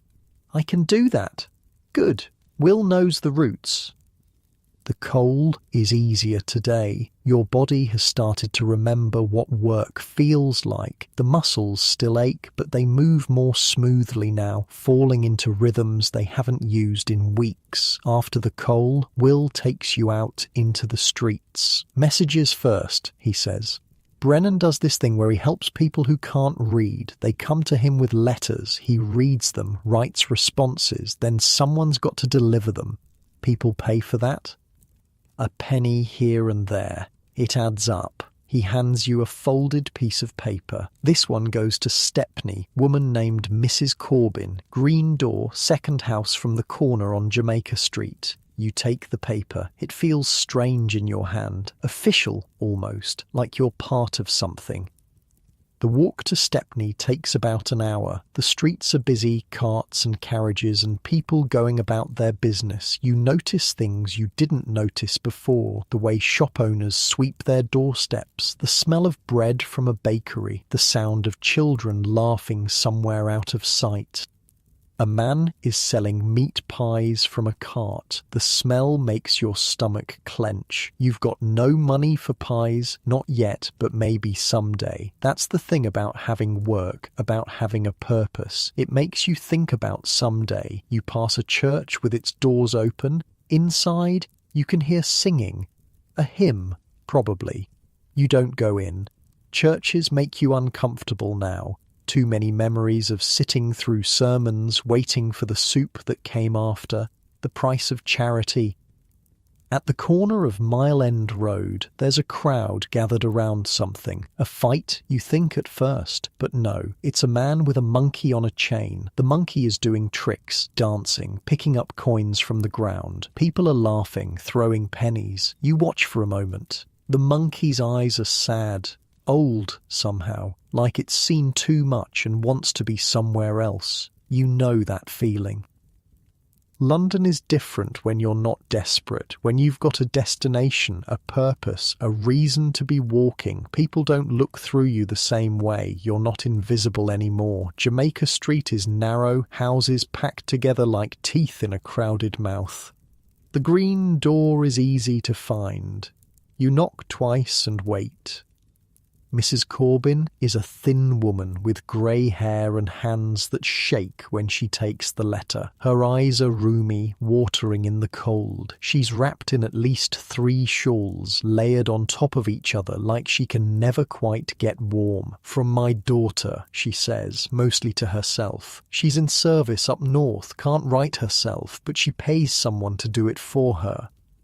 She reads the letter slowly, lips moving with each word. Her face changes as she reads, smiling, then worried, then smiling again. You can track the letter's contents just by watching her expressions. "She's well," Mrs. Corbin says when she finishes. "Tired, but well. The family she works for, they're not cruel. That's something." She looks up at you. "Do you have children?" "No." "Don't. They break your heart. Even when they're good, they break your heart." She folds the letter carefully like it's made of gold. "Tell Mr. Brennan I'll have a response by tomorrow. And tell him," she pauses, "tell him thank you for everything. He doesn't charge me, you know. Says I've given enough to this city. I don't know what he means by that, but I'm grateful." You walk back to the lodging house feeling lighter than you have in days. The monkey man is gone when you pass the corner again. The church doors are closed, but the pie cellar is still there, and the smell is still incredible. That afternoon, you go to check on Silas. The fog is thin today, almost pleasant. Flower and Dean Street looks different in the pale sunlight. Still dirty, still crowded, still smelling of things you'd rather not think about, but less threatening somehow, less like a place where bad things happen. The old woman's basement is warm. A fire is burning in the grate, small but steady. Silas is sitting up, propped against the wall, a blanket wrapped around his shoulders. "You're alive," you say. Disappointed? Relieved. He laughs, which turns into a cough, which turns into a wheeze. But when it's over, he's still smiling. "Getting better," he says, slowly. "The fever broke 2 days ago. Just got to rebuild my strength now. You look like a ghost. Feel like one too, but I'm a ghost who's breathing, and that's more than I expected a week ago." He shifts on his pile of rags. "How about you? Where have you been staying?" You tell him about the lodging house, about Brennan and Will, about the coal and the floors and the bed with the straw mattress. He listens, nodding occasionally. "That's good," he says when you're done. "That's real good. You're moving up. Most people, they hit the streets and they just keep falling, can't stop themselves, but you found something to hold on to. I was lucky." Luck's part of it. But you've got something else too, that thing in your eyes, the thing that says you're not done yet. He coughs again, lighter this time. "Hold on to that. Don't let anyone take it from you." The old woman appears with a cup of something hot. Broth, probably. She hands it to Silas without a word. "She saved my life," Silas says after she leaves. "Don't know why. I've got nothing to pay her with. Nothing to offer, but she took me in anyway. Maybe she just wanted to help." Maybe. Or maybe she's been where I am, knows what it feels like to be dying and have someone pull you back. He sips the broth. Either way, I owe her. When I'm back on my feet, I'll find a way to pay her back. That's how it works down here. You help when you can and hope someone helps you when you can't. You stay for another hour, talking about nothing in particular. Old stories, places you've been, people you've known. It feels good. Normal, almost. Like having a friend again. When you leave, the sun is already starting to set. You walk back to the lodging house with your hands in your pockets and your head full of thoughts. The kitchen is crowded when you arrive. More people than usual clustered around the fire, talking in low voices. Something's happened. Will finds you near the door. There was a fire, he says. One of the doss houses on Dorset Street burned down last night. 3 people dead. Everyone else is looking for somewhere to sleep. You look around the kitchen, faces you don't recognise, men and women with soot on their clothes, fear in their eyes, they're clutching bags and bundles, whatever they manage to save. Brennan's letting them stay for tonight. Doesn't have room for all of them, but he's making space, putting people in the hallways, the kitchen, wherever there's floor. The lodging house is full in a way it wasn't before, bodies everywhere. The air is thick with the smell of smoke and sweat and too many people in too small a space. You can barely move through the kitchen without stepping over someone's legs or bumping into someone's elbow. The refugees have brought everything they could carry, which isn't much. Bags stuffed with clothes, bundles of blankets. One man is clutching a clock like it's the most precious thing in the world. Maybe it is. Maybe it's the only thing he has left from before. Dinner is smaller than usual. The bread has to stretch further. The tea is even weaker than before. But nobody complains. They've seen worse tonight. A child is crying somewhere in the back of the kitchen, quiet, hiccuping sobs. Nobody goes to comfort it. Everyone is too wrapped up in their own misery. A woman sits down next to you. She's got a burn on her arm, red and blistered, wrapped in a dirty bandage. Her face is blank, the kind of blank that comes from shock. Her clothes still smell like smoke. Lost everything, she says. Not to you specifically, just saying it out loud like she needs to hear the words. 14 years in that place. Not much, but it was mine. A bed, a spot by the window, a corner where I kept my things. Now it's ash. You don't know what to say. What can you say? Sorry doesn't help. Sympathy doesn't rebuild walls. Words are cheap, and she's already learned that lesson.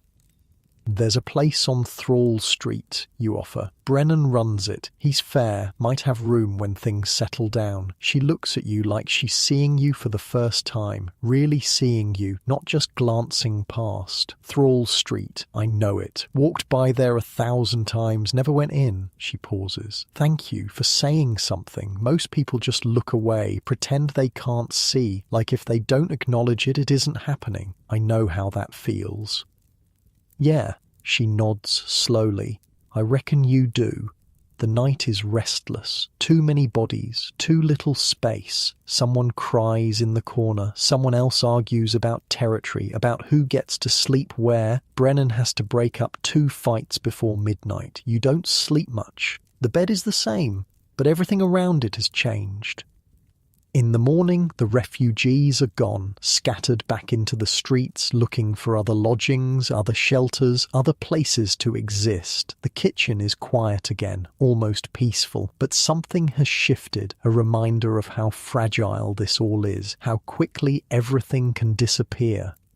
Happens more often than you'd think, Will says over breakfast. Fires, floods, landlords who decide to sell, people get comfortable, start to think they're safe, and then the ground falls out from under them. How do you keep going? What else is there to do? Stop? He shakes his head. You just keep moving, keep working, keep climbing. Eventually you get high enough that falling doesn't kill you anymore. The days settle into a rhythm after that. Coal in the morning, messages in the afternoon, floors when they need scrubbing, water when the buckets run dry. The work is steady, predictable, almost comforting. You visit Silas every few days. He's getting stronger. The cough is still there, but it's lighter now. Less like something that's going to kill him. He talks about getting back on his feet, finding work, paying back the old woman who saved his life. Another week, he says, maybe 2, then I'll be ready. Ready for what? Whatever comes next, that's all anyone can be ready for. The weather turns colder, not the damp, penetrating cold of before, but something sharper. Ice forms on the inside of windows. The fog is replaced by frost, delicate white patterns that cover everything by morning. The lodging house kitchen becomes even more crowded at night. People who can't afford beds come just to sit by the fire, paying a penny for the privilege. Brennan lets them. It's extra money, and it means fewer frozen bodies in the streets. You learn their faces. The old man with the missing fingers. The woman who mutters to herself constantly, trapped in some private conversation nobody else can hear. The boy, maybe 12, who comes every night with the same desperate look.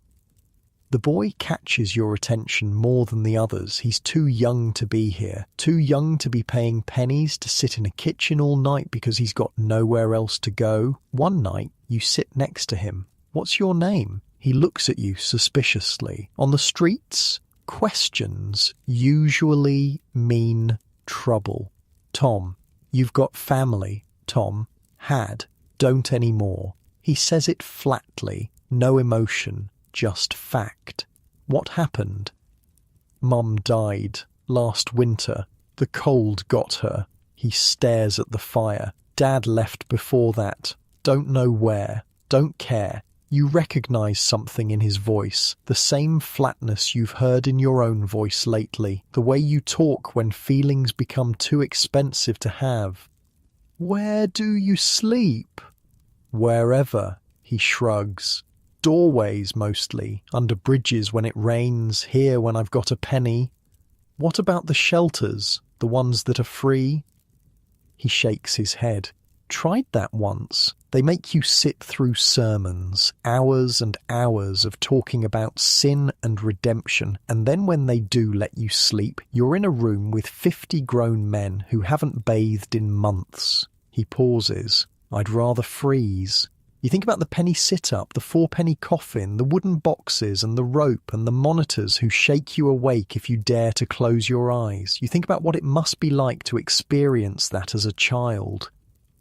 I can ask Brennan, you say. See if there's any work you could do. Something small might be enough for a bed. Tom looks at you like you've spoken a foreign language. Why would you do that? Because someone did it for me. He doesn't say anything, just turns back to the fire. But the next night, he's back. And the night after that, and eventually you talk to Brennan, and Brennan talks to Tom, and somehow it works out. Sweeping floors, running small errands, helping in the kitchen, nothing big, but enough. Tom doesn't thank you, he's not the thanking type. But there's something in his eyes now that wasn't there before, something that looks a little bit like hope. You're collecting strays, Will says one evening. What do you mean? The old man, the woman with the kid, now Tom. You keep picking up people. He's not criticising, just observing. Most folks down here, they look out for themselves. That's it. You're different. Not really, just doing what someone did for me. That's what I mean. That's the different part. Winter deepens. The cold becomes a constant presence, a weight pressing down on everything. The streets are treacherous now, covered in ice that forms overnight and doesn't melt until midday. Every morning there are stories. Someone found frozen in a doorway, curled up like they were just sleeping. Someone who slipped on ice and cracked their head on the cobblestones. Someone who went to sleep and just didn't wake up. The Thames freezes over in patches. You hear stories about people walking on it, though you don't see it yourself. Other stories too. Bodies found when the ice thaws. People who tried to cross and didn't make it. The fog comes back with the cold, thicker than before. The kind that fills your lungs like water, that makes you cough until your chest aches. The doctors call it London particular. The people who live in it just call it death.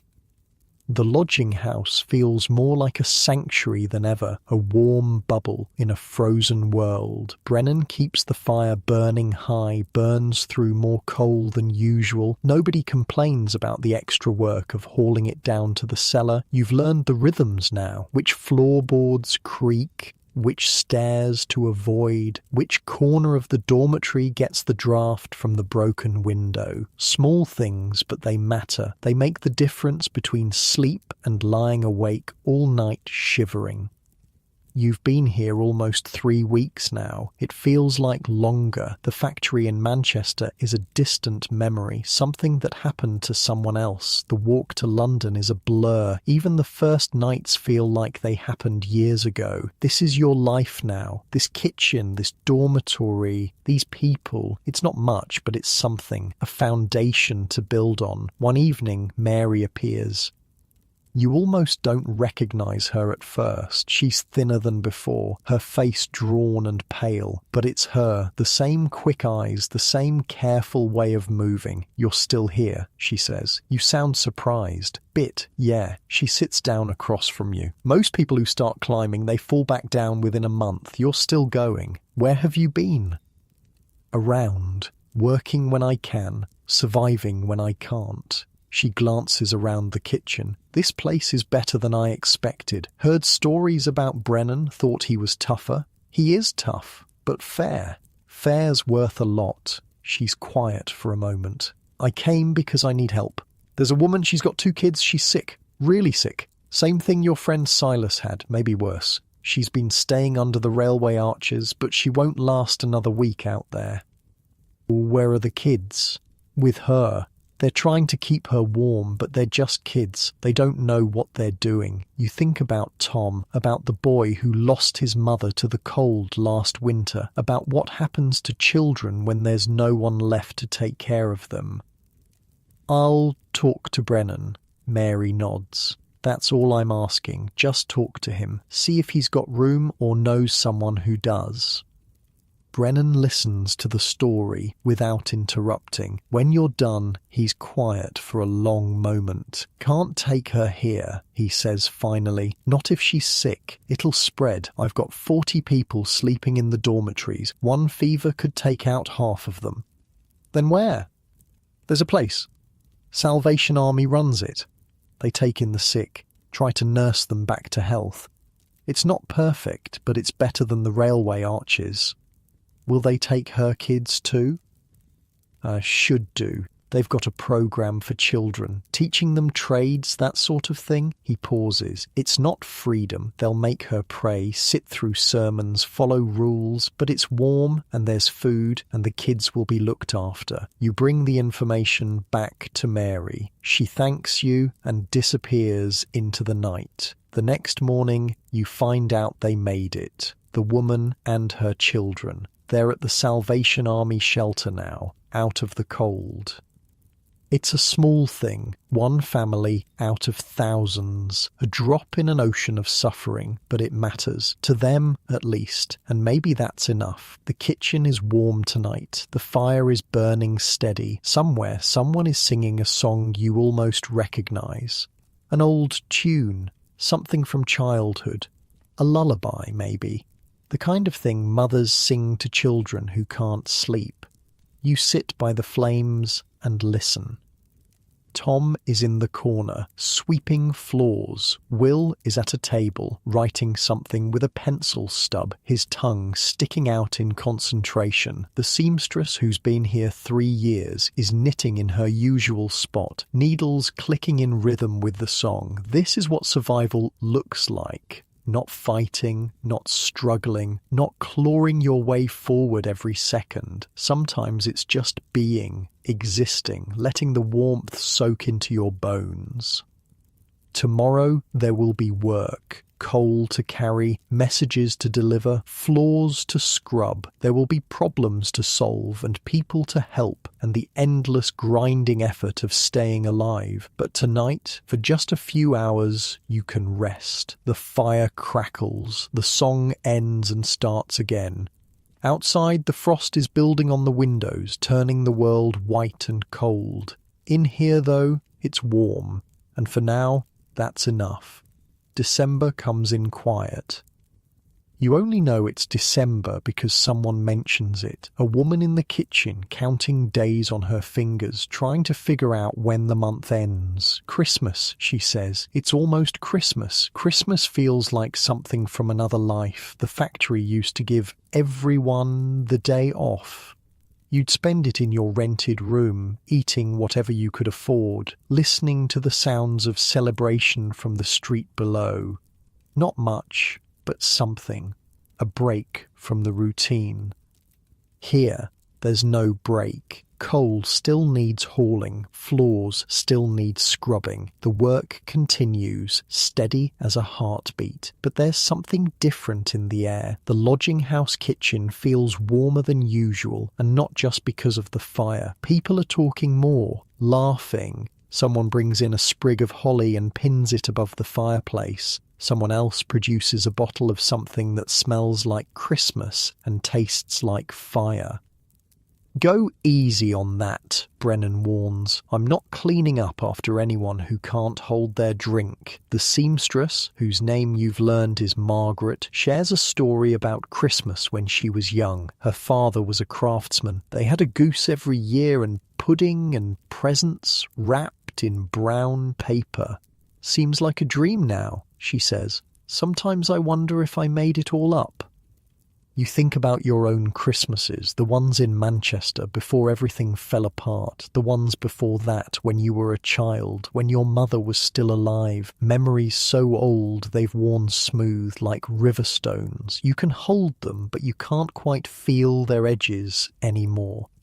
Silas arrives on a Tuesday.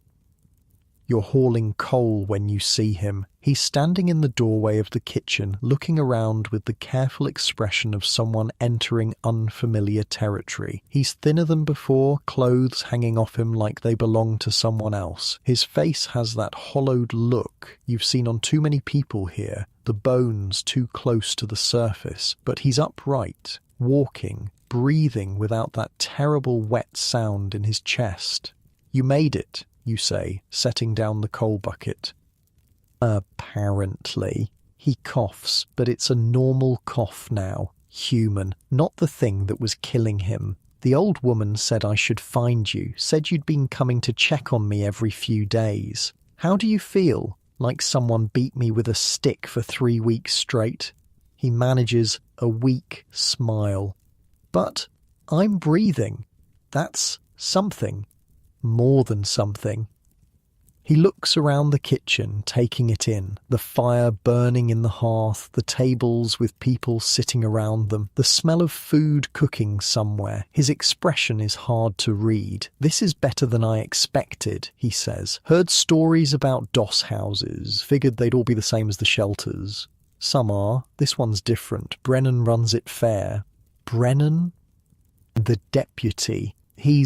You search for the right word. Tough, but honest. Doesn't cheat anyone. Doesn't throw people out for nothing. You bring him to Brennan. Explain the situation. How Silas helped you when you first arrived. How he's been recovering from the fever. Silas listens with his head down, like a child being scolded, even though nobody's scolding him. Brennan looks him over with that measuring stare of his. Can you work?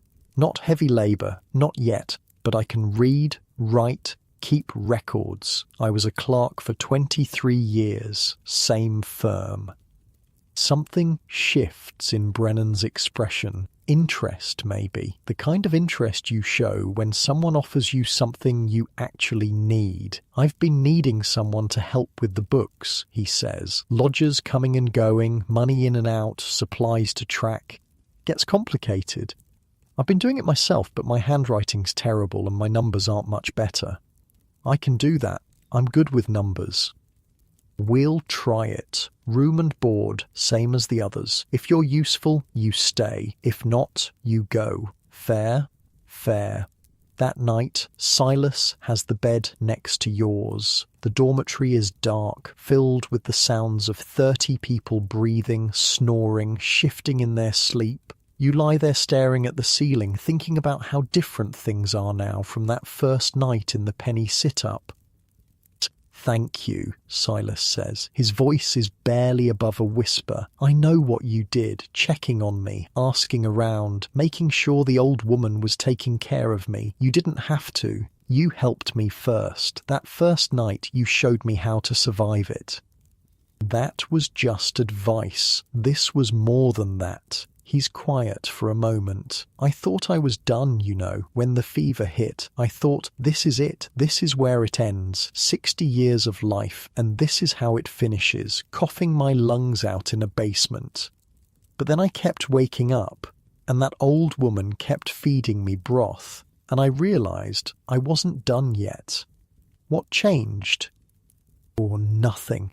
Everything. He sighs, a sound that carries more weight than words. "I stopped expecting things to get better, started just accepting what was. And once I stopped expecting, I stopped being disappointed. And once I stopped being disappointed, I stopped wanting to give up more."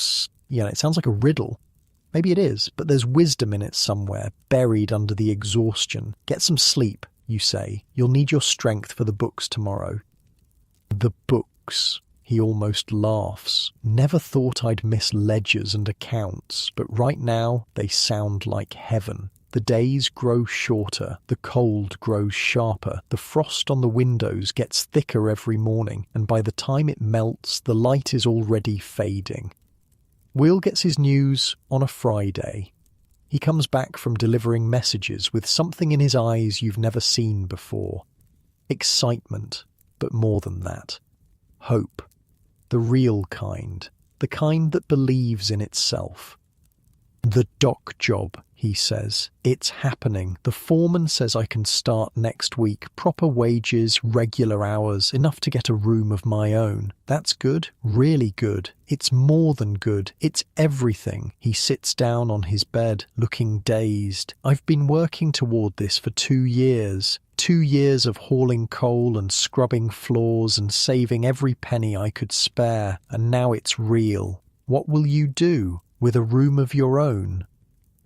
"Sleep in. That's the first thing. Sleep until noon, just because I can." He laughs. "And then, I don't know, save more money, move somewhere better, maybe get married someday, have kids. Normal things normal people do. You think about what normal used to mean. The factory, the rented room, the life that seemed so small at the time, but now looks impossibly large. You'll miss this place, you say. Parts of it, the people, mostly. He looks at you. You should be next. You're smart. You work hard. Brennan likes you. Keep going and you'll get there. Get where? Wherever you're trying to go. Out, up, somewhere better than here. You think about that. Wherever you're trying to go. You're not sure you know where that is anymore. The factory in Manchester is gone. The life you had there is gone. What comes next is a blank space, waiting to be filled. I'll try, you say. That's all I can promise. Trying's enough. Trying's everything. Will's last night at the lodging house is quiet. No celebration, no ceremony. He packs his few belongings into a bundle, not much more than he arrived with, shakes hands with the people he knows, and walks out the door into the cold December night. You stand at the window and watch him go. His figure gets smaller and smaller, disappearing into the fog until there's nothing left but the empty street. Just like that. Gone. Margaret comes up beside you. Friend of yours? Something like that. He taught me things. How to work here. How to survive. And now he's moved on. Yeah, that's what's supposed to happen, you know. This place isn't meant to be forever. It's meant to be a step. You stay long enough to get your feet under you, then you climb to the next thing. What's your next thing? She smiles, but there's something sad in it. I'm 62 years old. This might be my last thing, but that's all right. There are worse places to end up. The bed next to yours is empty now. Someone else will take it soon. That's how it works. People come, people go. The lodging house remains, constant as the fog, accepting whoever needs it. Margaret moves into the empty bed. She's tired of sleeping in the women's dormitory, she says. Too many arguments, too many personalities clashing in too small a space. Nobody fights in here, she says. Everyone's too tired. She's right. The men's dormitory is quieter than you expected. After a day of hauling coal and scrubbing floors, nobody has the energy for drama. They just want to sleep, and the cold makes it worse. Every ounce of energy goes towards staying warm, staying fed, staying alive. There's nothing left over for petty squabbles. Tom has stopped sleeping in doorways. He's got a corner of the kitchen now, unofficial but tolerated. Brennan pretends not to notice, and Tom pretends not to be grateful. The boy is changing. Not quickly, not dramatically, but you can see it. He talks more now, asks questions, laughs sometimes, though he always looks surprised when it happens, like he's not sure if it's allowed. One night he sits next to you by the fire. "I've been thinking," he says. "About what?" "About what I want to be when I'm older." He stares at the flames.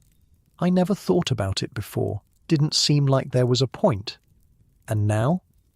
"I don't know. Something. A clerk, maybe, like Mr. Silas, or a tradesman, someone who makes things." He pauses. "Someone who matters." "You already matter, Tom." He looks at you with those old eyes in his young face. "Do I?" "Yes, to me, at least, and to the people here." He doesn't say anything, but something in his expression shifts, just a little, just enough. Christmas Eve arrives with snow. You've never seen snow in London before. In Manchester it was common enough, white blankets covering the mill rooftops, muffling the sound of the machines. But here it feels like a miracle, something clean in a city that never seems to get clean. You wake to silence. That's the first thing you notice, the usual sounds of the city, the carts and the voices and the endless clatter of industry, all of it muffled, softened. When you look out the window, the world has transformed overnight. The dirt and the grime and the endless grey all disappear under a blanket of white. The rooftops look like wedding cakes. The street looks like something from a painting. Even the garbage in the gutters, the horse droppings, the puddles of questionable liquid, all of it covered over, forgiven, made new. The children in the street go mad with joy, throwing snowballs at each other, at walls, at anything that moves, building things that might be snowmen, lumpy and lopsided but enthusiastic. Their laughter echoes off the buildings like bells, like church bells, like something holy. You watch them from the kitchen window, hands wrapped around a cup of weak tea. You were a child once. You played in snow once. It's hard to remember now, but you must have. The lodging house kitchen is crowded that night. More people than usual, driven inside by the cold. Some of them are regulars, some are strangers, wandered in from the frozen streets, paying their penny just to sit by the fire. Brennan doesn't turn anyone away, not tonight. The fire is burning high, and someone has produced a bottle of something amber and strong that smells like Christmas. Brennan doesn't complain this time. Maybe it's the holiday. Maybe he's just tired of fighting. Either way, the bottle makes its way around the room, and everyone who drinks from it seems a little warmer afterward. Someone starts singing. An old song, one of those tunes that everyone knows, even if they can't remember where they learned it. The melody is simple, the words are simpler, but there's something in it that reaches deeper than words can go. Soon, the whole kitchen is singing, voices rough and soft, young and old, blending together in something that's not quite harmony, but close enough. You don't know all the words. You hum along anyway. The sound of it fills the room, bounces off the walls, wraps around you like a blanket. Silas is in the corner, going over the books. He's taken to the work like he was born for it, which he probably was. 23 years of clerking don't just disappear because you spent a few months on the streets. Tom is curled up in his corner, asleep. The singing doesn't wake him. He's learned to sleep through anything out of necessity. Margaret is knitting. She's always knitting, scarves mostly. She gives them away to people who need them, which is everyone. You think about Will wherever he is tonight, in his new room probably, sleeping in a bed of his own, with walls of his own and a door that locks. You hope he's happy, you hope it's everything he wanted. The singing ends, someone tells a story, someone else tells a joke. The night stretches on, comfortable and warm. At some point, Brennan stands up.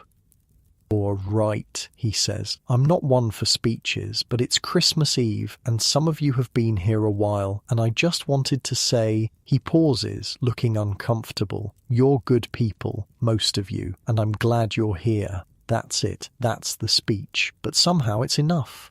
The snow is still falling when you go to bed. The dormitory is cold, but the blankets are warm, and you've learned how to wrap yourself in a way that keeps out the draft.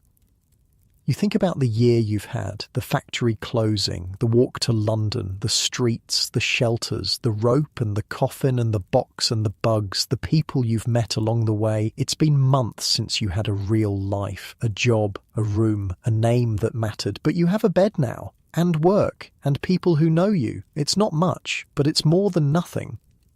Christmas Day passes like any other day, almost. There's work to do, and you do it. The coal still needs hauling, even on Christmas. The floors still need sweeping. Brennan doesn't believe in holidays from responsibility, but there's also something extra, a sense of occasion that hangs in the air like the smell of pine and wood smoke.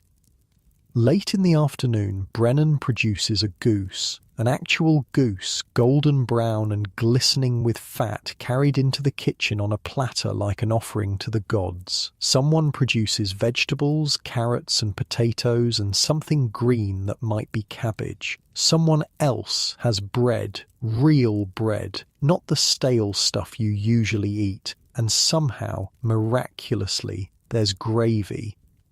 It's not enough for everyone, not nearly enough for the 40 or 50 people crammed into the kitchen, but for those who are here, who've stayed, who've become something like a family, there's enough. The goose is the best thing you've tasted in months, maybe years. Rich and fatty, the skin crispy, the meat falling off the bone. You eat slowly, savouring each bite, letting the flavour sit on your tongue before you swallow.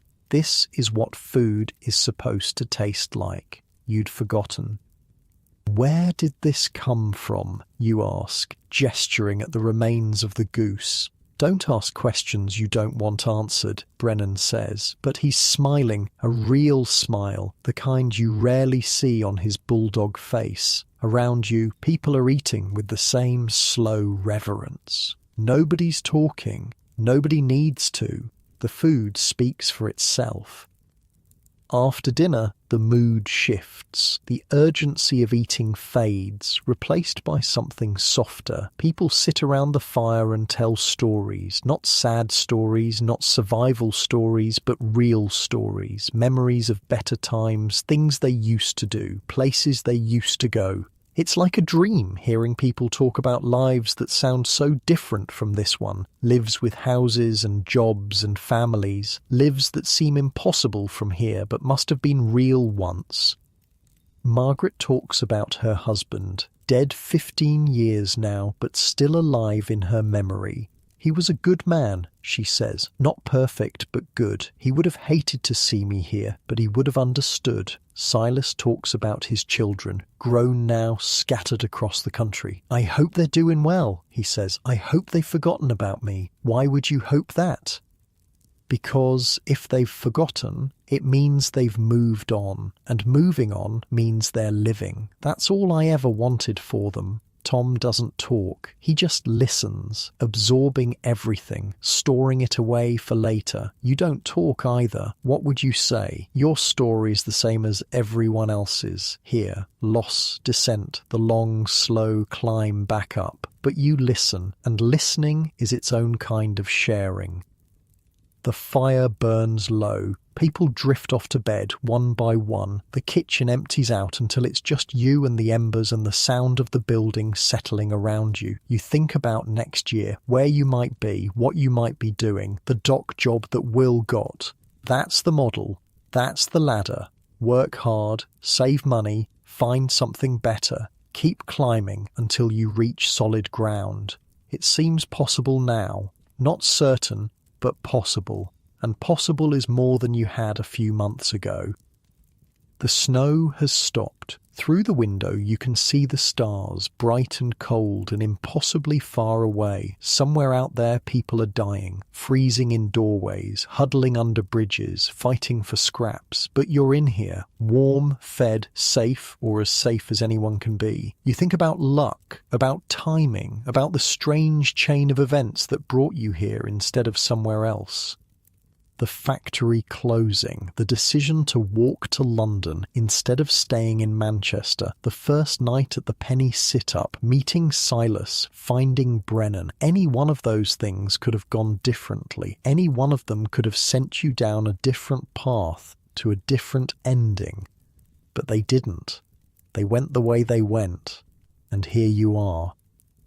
The fire is almost out, just a few coals glowing red in the darkness. The kitchen is empty now, everyone else gone to bed, leaving you alone with the dying embers. You should go upstairs, you should sleep. Tomorrow will come whether you're ready for it or not. But there's something about this moment, the quiet, the stillness, the sense of being between things, between one year and the next, between the person you were and the person you're becoming. You think about Manchester, the factory, the room above the tailor's shop, the walk to London, endless days of putting one foot in front of the other, not knowing what waited at the end. You think about the first night, the penny sit-up, the wooden pillow and the monitors and the smell of 60 unwashed bodies crammed into one room. You think about leaning on that rope, too tired to stand, too scared to fall. You think about the coffin, the bugs crawling over your skin, the feeling of being buried alive. And you think about now, this kitchen, this fire, these people. It's not much, it's everything. You climb the stairs to the dormitory. The floorboards creak under your feet. Familiar sounds now. The sounds of home, such as it is. The sounds of a place that knows you, that accepts you, that has room for you. Your bed is waiting. The same lumpy mattress, the same thin blanket. But it's yours for now, and that matters more than comfort ever did. Outside, the snow has started again. You can hear it somehow, the soft hiss of flakes hitting the window, the gentle patter of a world being made new. You lie down, close your eyes. The dormitory fills with the sounds of sleep, breathing, snoring, the occasional cough or sigh. Someone talking in their dreams, words too quiet to make out. Human sounds, living sounds, the sounds of people who made it through another day, another week, another year. You're still here, still breathing, still moving forward, and tomorrow is another day. The new year comes without fanfare. No bells, no celebration, just one day ending and another beginning, the way it always does. You wake up on January 1st, 1888. In the same bed, in the same dormitory, with the same aches in your body from yesterday's work. But something feels different, not outside, not in the world, but somewhere inside you, a turning of the page, a sense that the worst is over, even if you can't say why. The snow from Christmas has melted, replaced by mud and ice. The streets are treacherous now, slick with frozen puddles that crack underfoot. Everyone walks carefully, slowly, watching where they put their feet. Brennan has you doing inventory this week, counting blankets, checking supplies, making lists of things that need replacing. It's not hard work, but it requires attention. You spend hours in the storage room, surrounded by the accumulated necessities of keeping 40 people alive through winter. The room is cramped and cold, lit by a single candle that throws dancing shadows on the walls. Shelves line every surface, packed with the things that separate survival from death out here.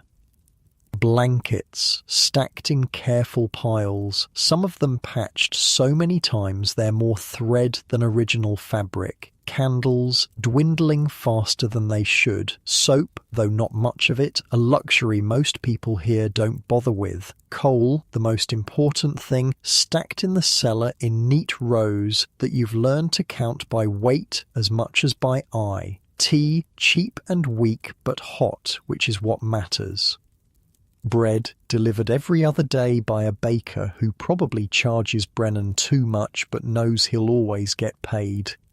Whatever else Brennan has managed to acquire through means you don't ask about. Silas helps you with the counting. His handwriting is better than yours, cleaner, more precise. 23 years of clerking show in every stroke of his pen. He writes like someone who learned that mistakes cost money, that neatness matters, that a ledger is a kind of truth-telling. We're low on candles, he says, squinting at the shelf. Should mention it to Brennan.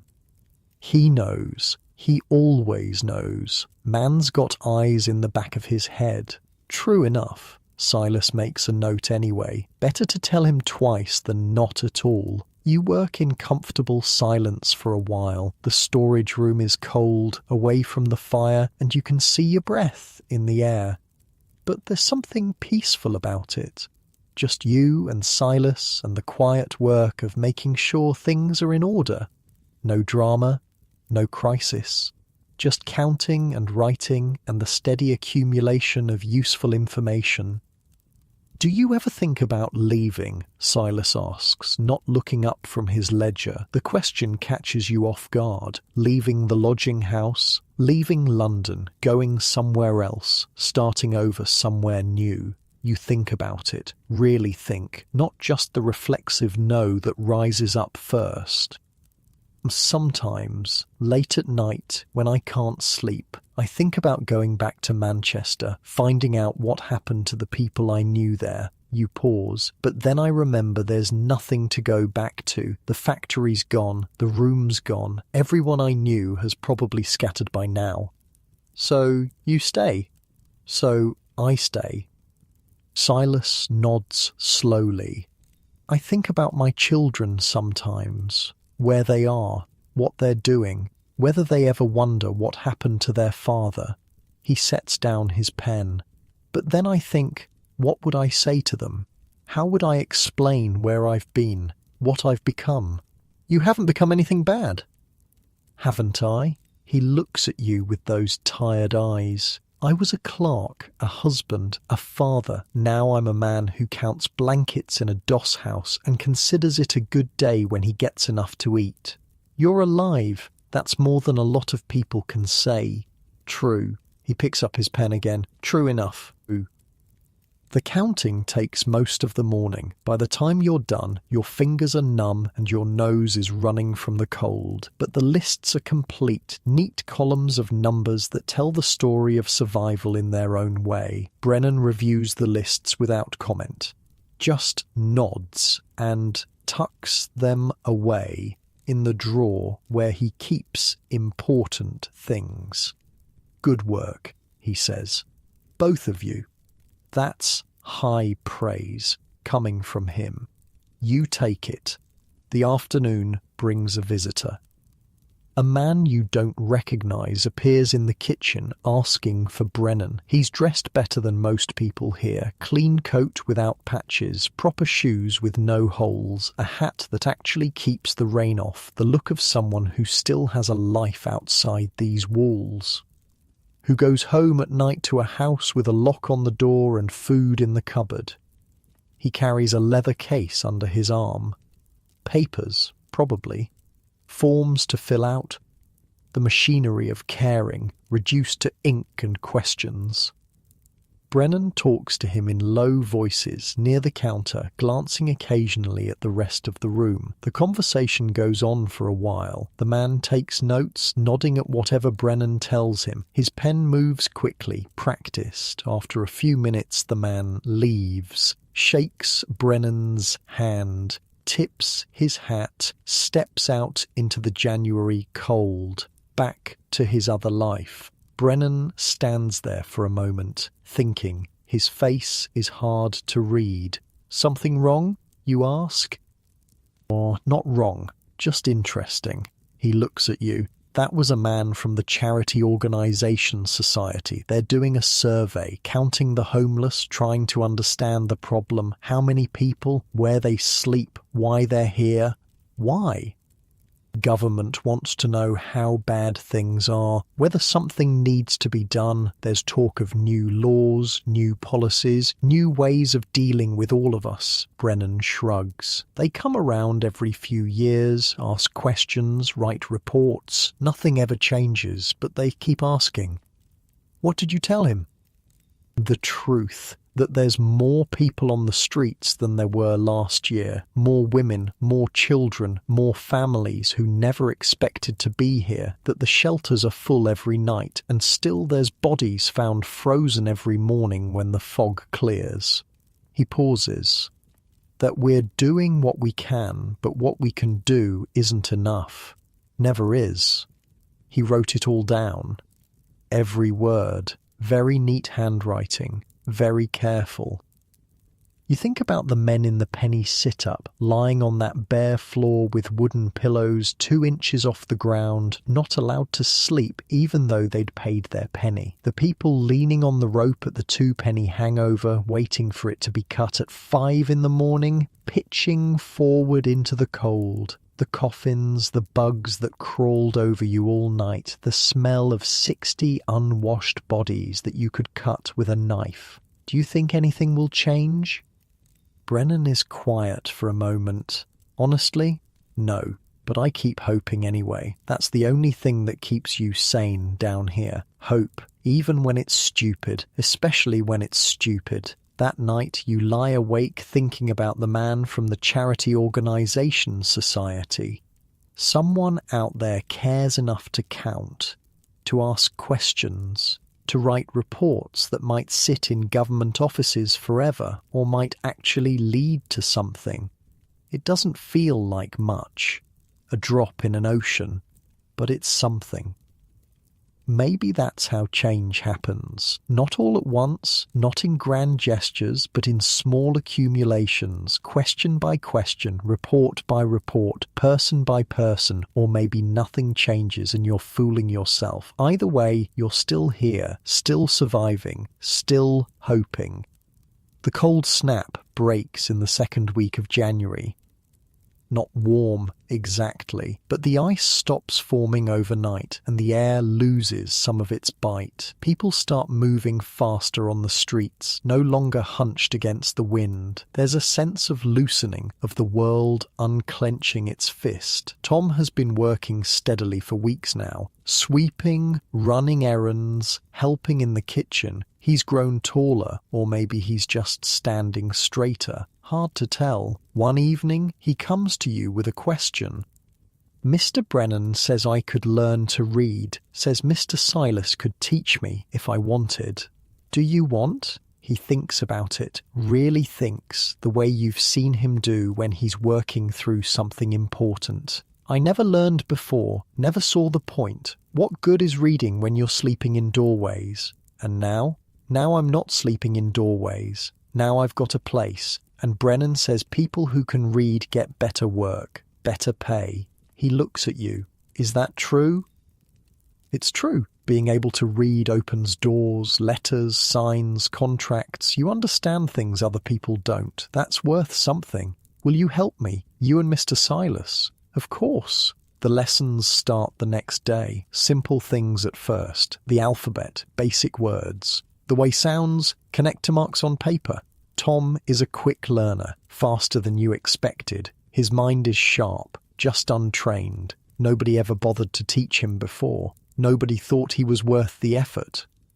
You sit together at one of the kitchen tables, away from the fire so there's better light. Silas has found an old primer somewhere, dog-eared and water-stained, but the letters are still clear enough. This is A, you say, pointing. Makes the sound R, or sometimes A.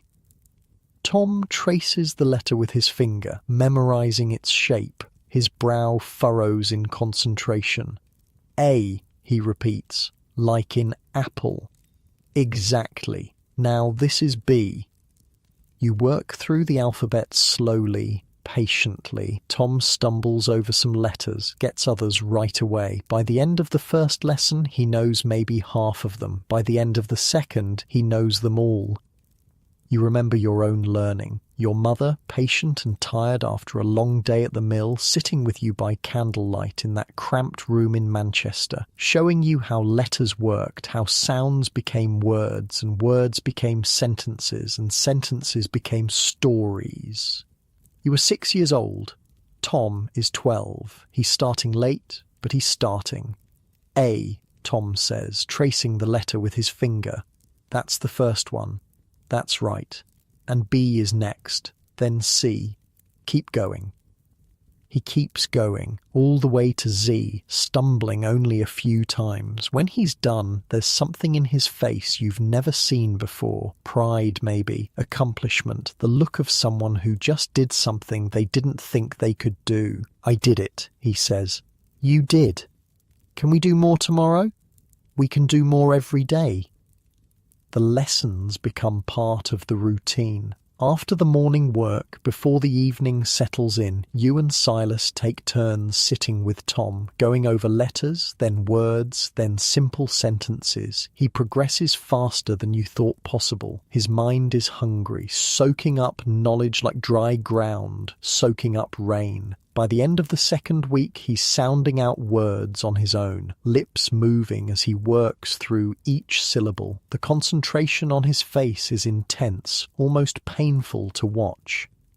The cat sat on the mat, he reads one evening from a scrap of newspaper Silas found. His voice is hesitant but determined. That's stupid. Why would a cat sit on a mat? It's just for practice. The words rhyme, makes them easier to remember. Still stupid, but he's smiling, that's what matters. What's a better sentence? Try this one. Silas points to another line. Sound it out. Tom leans in, squinting. The boy ran to the door. He looks up. That's better.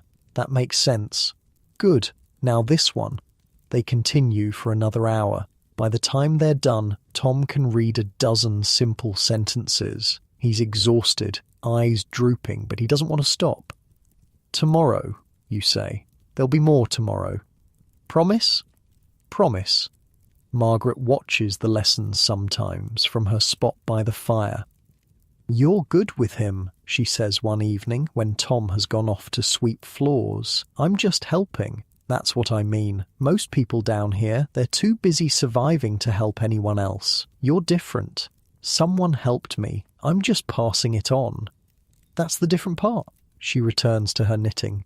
Don't lose that. Whatever else happens, don't lose that. February arrives with rain. Endless, relentless rain that drums on the roof and turns the streets into rivers of mud. The lodging house feels smaller somehow, everyone crammed inside, waiting for the weather to break. You've been here 3 months now. It feels like longer. It feels like always. The work continues. Coal and floors and messages and counting. The rhythm of it has become comfortable, almost pleasant. You know what to expect. You know where you fit. Silas has settled into his role as clerk. Brennan relies on him now, trusts him with the books, with the money, with things that matter. The fever seems like a distant memory, something that happened to someone else. Tom can read basic sentences now. He practices every chance he gets, sounding out words on signs, in newspapers, on the labels of packages. His favourites are the adventure stories that sometimes appear in the penny papers, pirates and treasure and faraway places. I'm going to go there someday, he says, pointing at a story about the South Seas. When I'm older, when I've got enough money. That's a good dream. You think so? You don't think it's stupid? I think dreams are the only thing that keeps us going. Without them, we're just surviving. With them, we're living. He thinks about that for a moment, then nods like he's filing it away for later. The rain finally stops in the third week of February. The sun comes out, weak but present, and the city starts to dry. People emerge from their hiding places, blinking in the light like creatures who've been underground too long. You take a walk through Whitechapel, not for any particular reason, just to move, to stretch, to remember what the world looks like outside the lodging house. The walls start to feel close after a while, even walls that keep you safe. The streets are familiar now. You know the shortcuts, the safe corners, the places to avoid after dark. You know which shops give fair prices and which ones cheat. You know which constables are kind, the ones who look the other way when they see someone sleeping in a doorway. And which ones are cruel, the ones who wake you with a kick and move you on with threats. This is your city now, not the one you imagined when you first arrived, desperate and lost and walking in circles because everything looked the same, but a city nonetheless, a place where you know things, where you have history, even if it's only a few months old. You walk past the corner where you first begged for money, past the doorway where you spent that freezing night before the shelters, past the mission where you ate soup and listened to sermons about redemption. The memories are strange, not distant exactly, but somehow separate from who you are now, like watching someone else's life through a dirty window. You pass the corner where you first met Eddie, the chestnut seller. He's there today, warming his hands over his cart, calling out to passers-by in that voice that carries half a block. "You again," he says when he sees you. "Still alive?" "Still alive." "Good. That's good." He hands you a chestnut, same as before, warm from the coals. On the house. You look like you need it. "I'm doing all right, actually. Got steady work now, a place to sleep, food most days. Even better." He grins, showing gaps where teeth used to be. "See? I knew you'd make it. Could tell from the first time I saw you. You've got that look." "What look?" "The stubborn one, the one that says you're not giving up no matter what, no matter how bad it gets. The ones who make it, they've all got that look. The ones who don't," he shrugs, "they've got a different look. You can see it in their eyes. The giving up. It starts there and spreads." You think about that as you walk back to the lodging house, the stubborn look. Maybe he's right. Maybe that's what kept you going through the penny sit-up and the rope and the coffin and all the rest. Stubbornness, the refusal to quit, even when quitting seemed like the only sensible option. Or maybe it was something else. Maybe it was luck, pure, stupid luck that put you in the right place at the right time. Maybe it was timing, showing up at the lodging house when Brennan happened to need someone. Maybe it was the people you met.